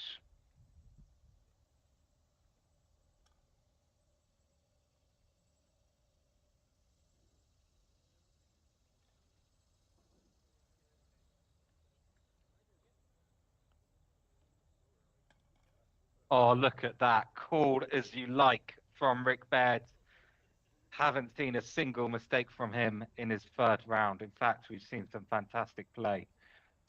He's got ice in his veins today. Ice in his veins. Yeah. All right, here's Gary. Now, Plays can it off Gary the rock. Hester get into the bottom tier? Looks good. Yeah. Oh! Just misses on the left Wow, I side. think that's the closest we've seen that all day. Again, left edge on this putt. Maybe you can get lucky here. We'll be watching that very closely in the 4th and 5th rounds. I wonder if we will see an ace. Now, lane 8, we have seen Pat Sheridan ace this earlier. It's the round the world shot. Rick Baird from our featured group, the first to attempt it. Signature hole here at Mossy Creek. He's going to go through the water. Interesting. The first person we've seen do that. Ugh, that is leaves a tough second shot. Yeah, and that is the first unforced error we've seen from Rick Baird in his third round. Surely people will be asking questions. Was that the right strategy to go through the water?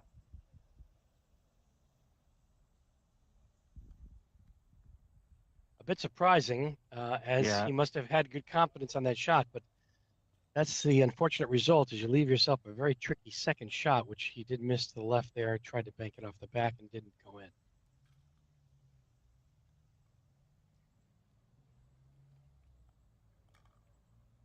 All right, he drops a stroke here. Yeah, and that is a shame because up to this point he was playing extremely well. Has to keep focused now. Same It's Gary approach. Hester trying the same thing. Oh, that's surprising. Gary tied for the lead right now. What's happened? Oh boy. As you were talking about unforced errors, I think that was one of them. That's terrible. He didn't Wow. make it off the tee box. I think that is the nail in the coffin for going down the left-hand side here. Let's see, he hit it hard enough. Well, that's a good second shot. Yep. Again, I think I was the same way that you were, Andrew. Was a little surprised of the approach on that. There are a lot of different ways to play this particular hole. In for a 3, I believe. Now, I have to say, most of the time I'm one of these people, and I know it's bad. Once my shot is locked in for a tournament, I don't change it. So even if that happened to me, I would be trying the same thing in the 4th round and the 5th round. I know some other players, they're changing their shots halfway through a tournament, but it's never something I've been able to do. So be interesting to see if they keep with that strategy. It hasn't worked out for either of them. Both Rick Baird and Gary Hester dropping a shot there. All I can think of, With that Andrew, is that strategy. they didn't feel very comfortable with the way they played the previous 2 holes on that. So I can only imagine that they were trying to just change it up to get a level of comfortability, perhaps. Down the canal on this hole, number 9. Yep, Right before how's the your turn. luck? Let's see.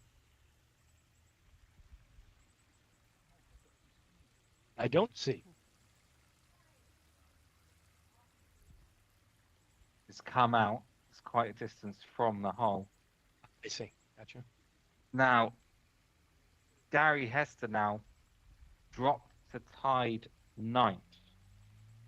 He's played 8 lanes, so he still has an opportunity to work his way back up the leaderboard. But I think before this round, he would have liked to be the leader going into the lunch break.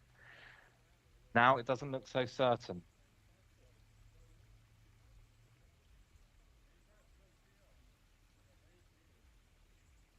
Well, as I suspected, Joey Grable came from behind, Yeah. under on his 3rd round. Didn't think we should count him out, that's for sure. And there's another dear. unforced error. It's tricky knee knockers. That was a left to right breaker. Gave it a little too much respect on that. His round just starting to come off the wheels a little bit. How important do you think it is to go into that lunch break near the top of the leaderboard for these players? We just said Gary has dropped down. You've got more time to think about it, haven't you, over lunch? Well, I think that if you're anywhere within 5 strokes of the lead, I think you should be pretty happy with the position. There's a lot of dynamics that can happen out here with this particular course and a lot of shots. So if you're top 5, even top 8 on the leaderboard, I think you should be pretty happy with that. So I think that should be a confidence builder. If you're anything further down, you're going to take more risks, I think, to try to give yourself a chance to get back into it, and that could lead to disaster down the road. Yeah, it absolutely could do on this course. So they're on to the turn after the water hole of number 9.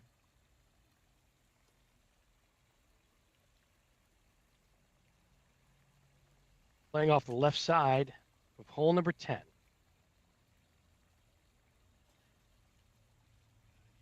See what happens here. Another double banker. It's got to go. Well, actually, he only single banked that one. Might have helped if he double banked it and give it a little bit more juice. Now, we saw in the last round with our featured group, Pat Sheridan have a similar putt for here. He missed it. It rolled quite some considerable distance. So this is important. Oh, lovely. Right in the back of the cup. Yeah. Great putt.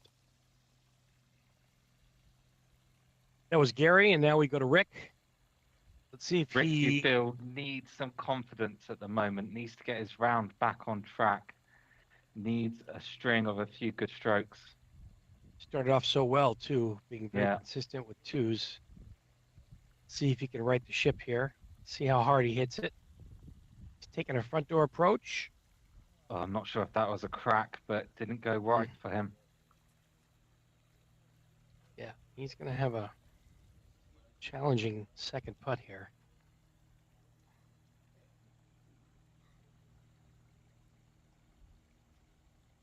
Top left, good shot for Vanette Block on lane 17. Good job, Vanette.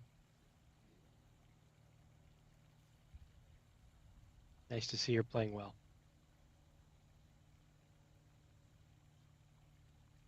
After giving him a little space from the bricks, second putt. Rick Baird. Wow. Yeah, lovely. Lovely. That's exactly what he needs right now. Few confidence builders. Hole number 11. This is around the way. All depends which brick you choose to hit off of here and what kind of roll you get down the ramp will determine the outcome. So you're not going to see a lot of hole-in-ones on hole number 11 today, but you want to play for the second putt.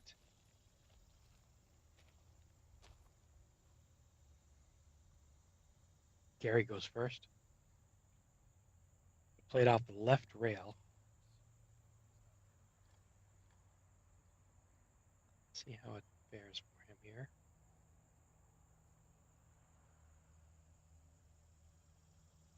What a fantastic putt. A little more and he's got it. A little more.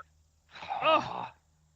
That was tracking, wasn't it? Oh, Gary. Perfect line.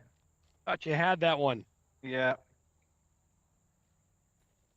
so difficult to judge the speed on this particular hole because of the twist turns and banks you have to take. And Gary will no doubt know that he needs a few aces to climb back up the leaderboard. It's a Yes. frustrating game sometimes, adventure golf. Doesn't always give you what you want. Another Here good comes a attempt shot. here. Again, short. Oh, Similar. Yeah. Lord. Very great efforts on the parts of both pros here. Should be a Good to tap. see Gary there with a smile, with a laugh on his face, Yeah. probably laughing that they've both done exactly the same thing. So at least they can share in that.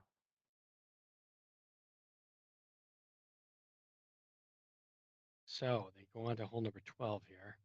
Now we know at this point there's a little bit of a dark spot in the coverage. It typically only lasts for a couple of lanes, so do bear with us. Yes. I think we might be stuck. Yep, a little bit.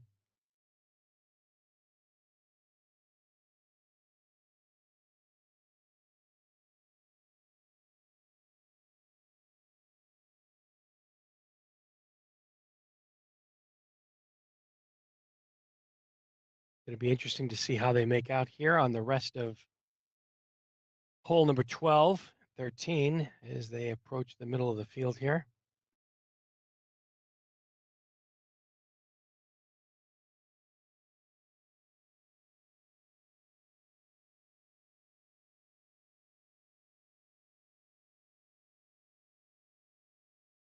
Back up on 17 while we try to regain our coverage of our featured group. 17 right now, uphill back towards the clubhouse, through the two rocks.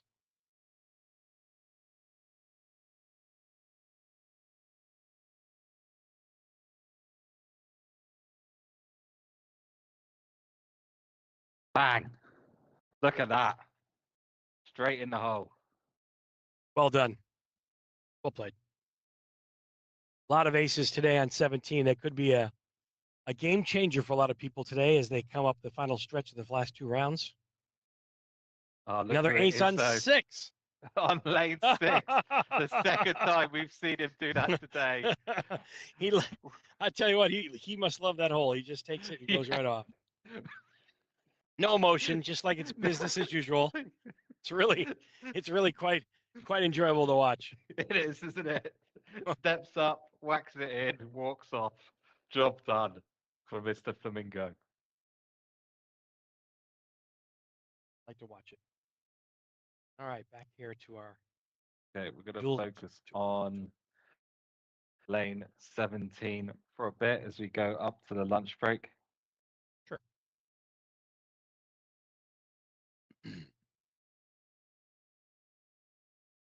Pat Sheridan is off the course now, having 3 rounds under his belt, and says his greetings to you and me, Andrew, and is listening to some of our coverage. So we appreciate that.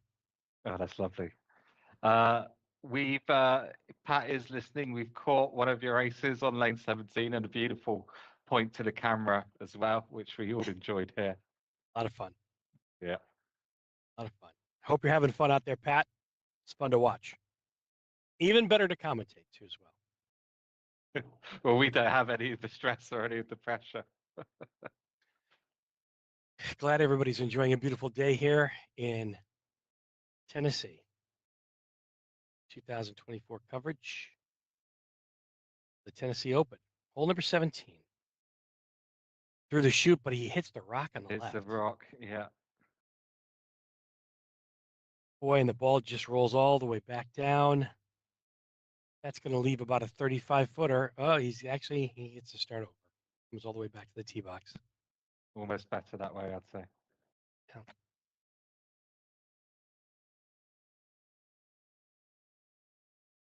He gets it right this time, and that's going to come back. It does hold. That was a great stroke, though, for a second putt. He'll end up with a 3 on 17.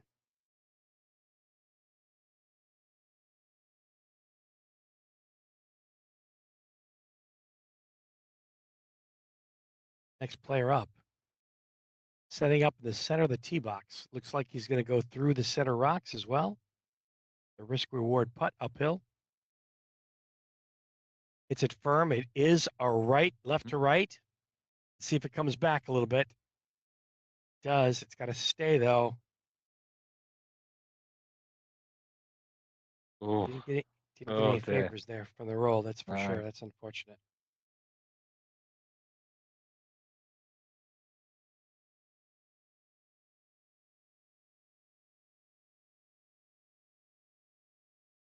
Second putt will be a tester on 17. I think we're getting our live stream back on our feature group.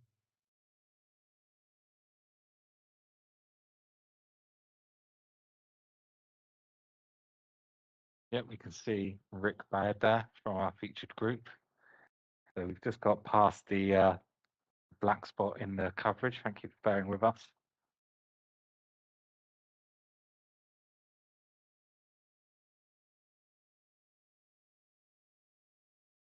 That's Rick's second putt, was it, or first? I can't tell. That It was, yeah, I would imagine that was his first, yeah, and that's gone quite nicely for him.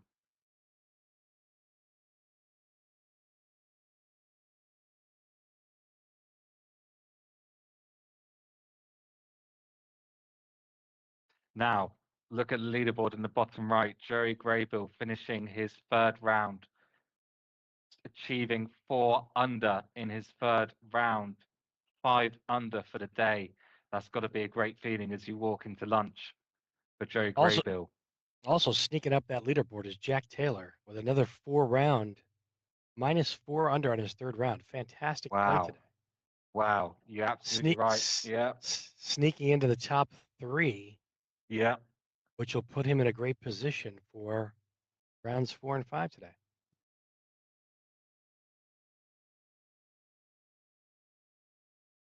Imagine here some lunch breaks will be happier than others. I believe you're right. Here goes Gary. And for the front Across door, the path, front door, and he leaves it just a bit short. It does trail to the right, but that is a standard putt that you see a lot of today. yeah. Weight was very nice, I have to say, over that crest. Yeah, the pacing is incredibly important on this particular hole. Well done. Yeah. Great too. Yeah, he had that dialed in on the pace.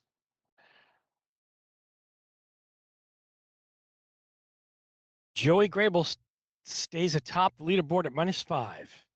2024 Tennessee Open, live from Jefferson City, just outside the Smoky Mountains. You did say don't count Joey Graybill out, and he has delivered in that third round. Just had a feeling. I mean, there's still a long way to go, and there's still a lot of putts to be had. So he's got his work cut out for him to stay on top, but you got to like his position. Yeah, and He's you can gotta- see he's been steadily improving throughout the day, even 1 under, 4 under. Same actually for Jack Taylor, who we just mentioned. Both of those improving round on round. Right now, though, it's Rick Baird. It's a good point. And there's an ace. Oh, lovely. No messing around from Rick. Beautiful ace. Rick, all business. All Yeah. business, and what the doctor ordered right there on that one. Gary not wasting any time, cutting it close to the end. Did he scrape the brick there on his left on his approach? Possibly. He might have. That was It pretty was aggressive. very close. Yeah. Very, very aggressive approach, but 2 nonetheless, which is standard fare, and he shouldn't be too upset with that.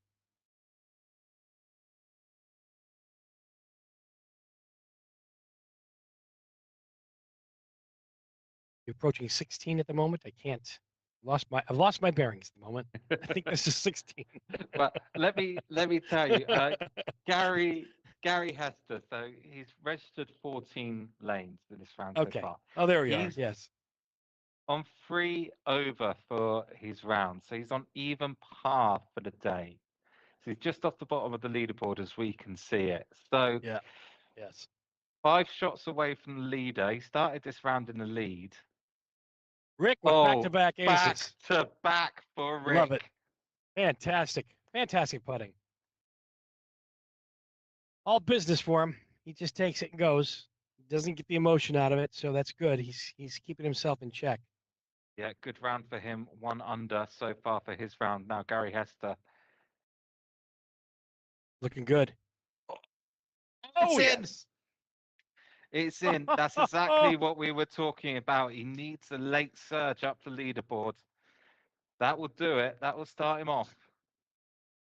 Love what I'm seeing here with our featured group, Gary and Rick here. This is exciting Oh, stuff. it's been a great group, hasn't it, to follow? They match 2 aces lanes left for them. in 16. That's fantastic. Really liking what I'm seeing here. Now, dare I say it, can Rick produce a hat trick? We've seen it happen on 17. He has a chance. This for Rick Baird's hat trick. This is very makeable. He's taking Mm. 3 steps off the left side. He's going to play it Going down firm the right. up the middle. Yep, firm up Oh, the you middle. think middle? there. Okay, yeah. I think firm up the I middle. think you're right. Let's see. This will be quite an accomplishment. This for a hat trick. It's down the middle. Oh, no! No, that's the worst Ah. possible scenario. As it takes the So left side of the close. cup and comes all the way back down to the center of the fairway of the green there. So Tantalizingly it's- close to the hat trick. can't get much closer than that. Fun to No. watch. So close there to the hat trick of aces. Rick Baird on 17. I'm sure the world right now is willing him to get a 2. This will take a lot of dexterity and patience on this putt. He's going to give it a lot of respect and take a couple looks at it. This is probably not a putt that he's had a lot of practice with, as it's not a most common putt on this hole. And he's taking a good look and taking his time on this. Yep, don't blame him one bit.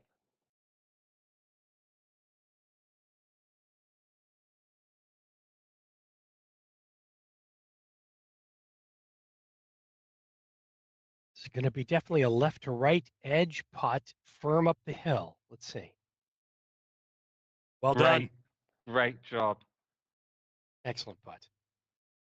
That's a confidence booster too as you go into 18, which is a great finishing hole. Looks like Gary's going to set up going right to left on this hole.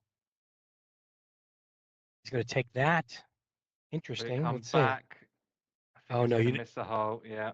You just don't want it to go way down there. That's the problem, because now you've got a break in this putt coming back uphill. That's going to be left edge. I don't think this is a straight putt, but see how he plays it. You were right. You called it. Left edge. It Good looked putt. like he went a tiny bit outside left, but it worked for him. He seemed to know what he was doing on that. That's for sure. Yeah, absolutely.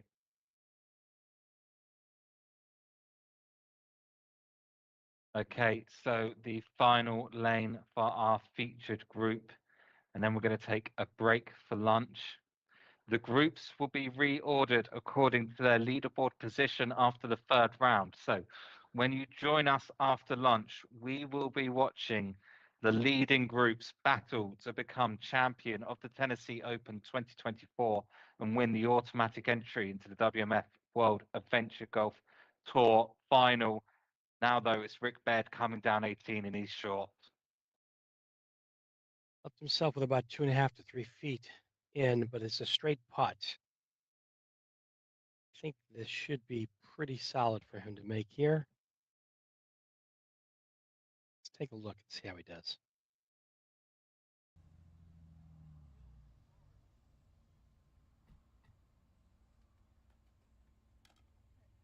Yeah, lovely. Lovely and a good round. Very well done.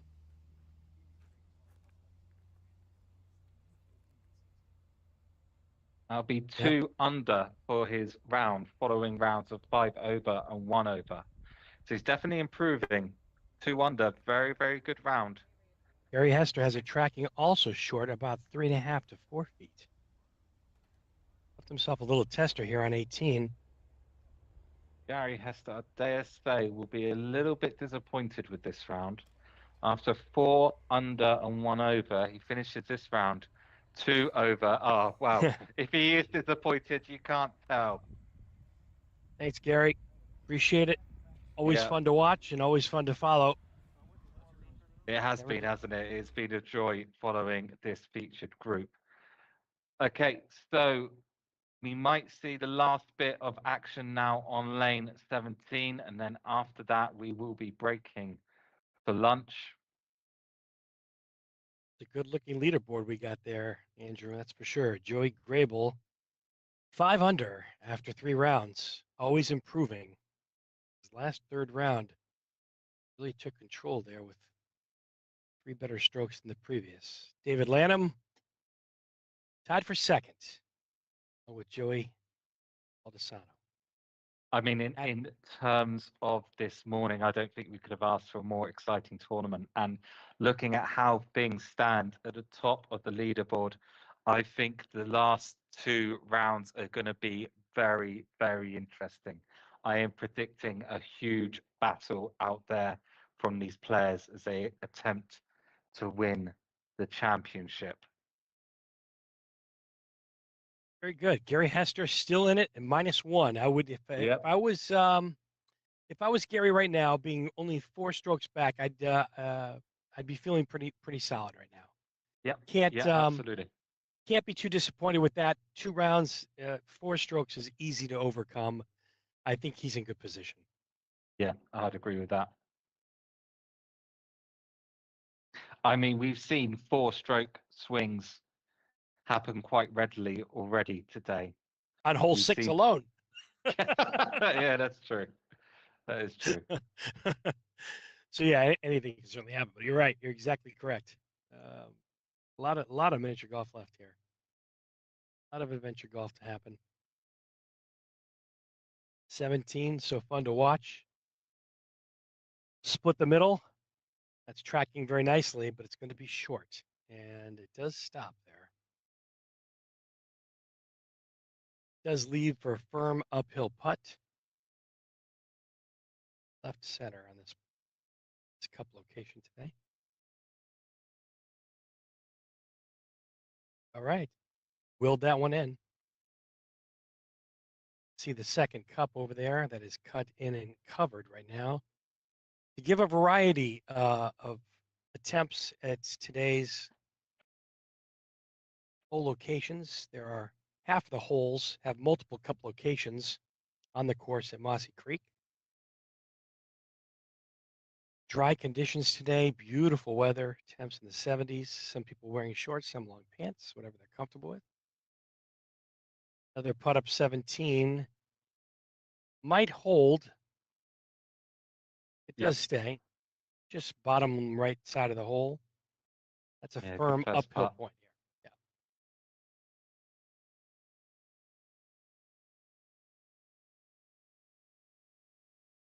Yeah. Fantastic.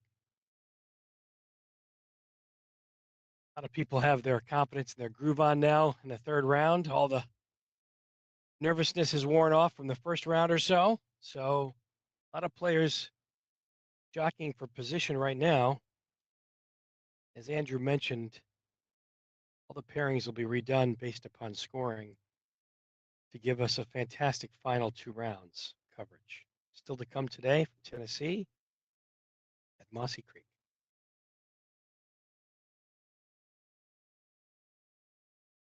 Final groups you can see in the background. Finishing up round number 3. We come up number 16 here.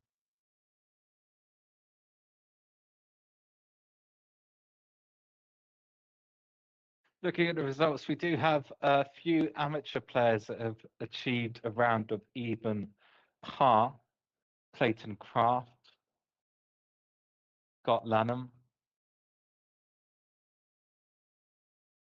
and Daniel Garber. So congratulations to those amateur players.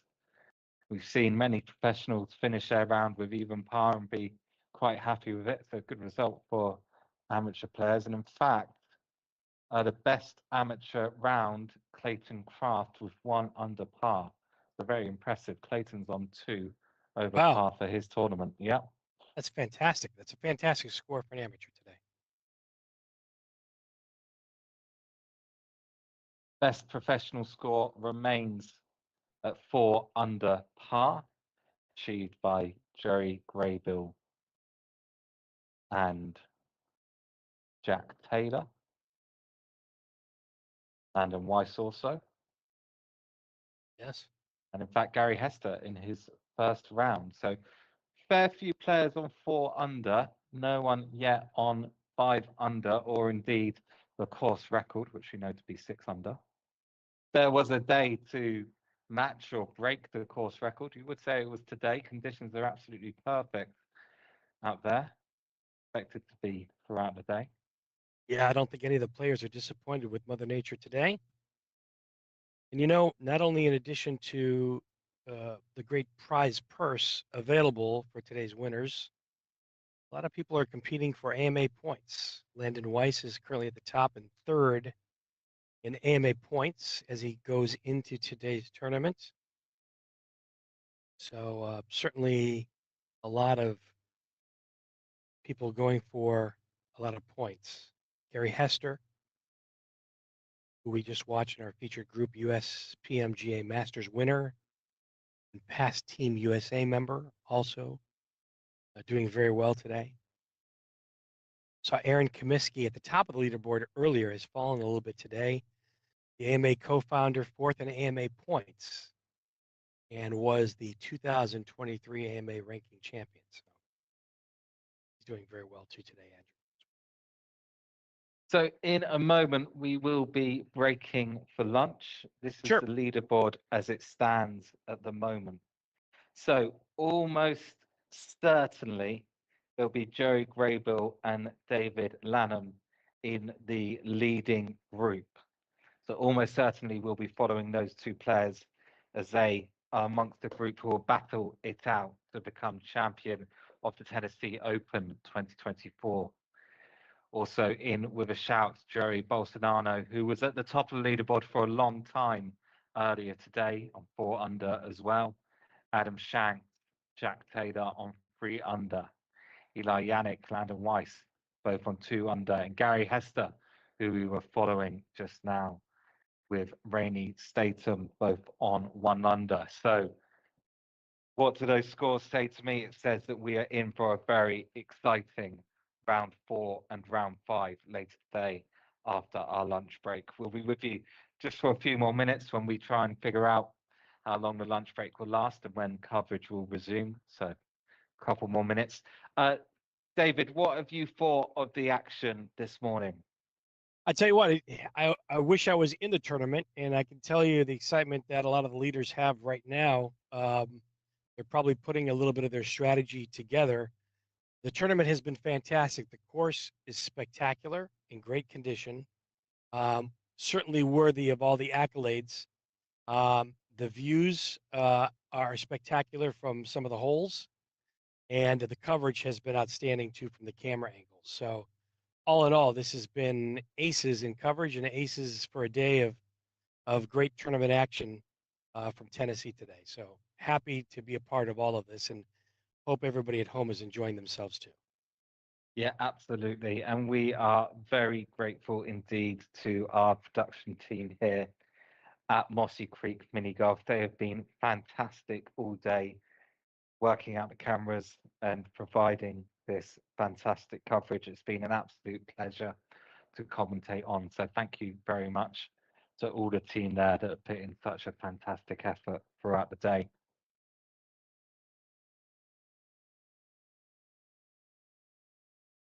Mossy Creek, built in 1930s, the clubhouse.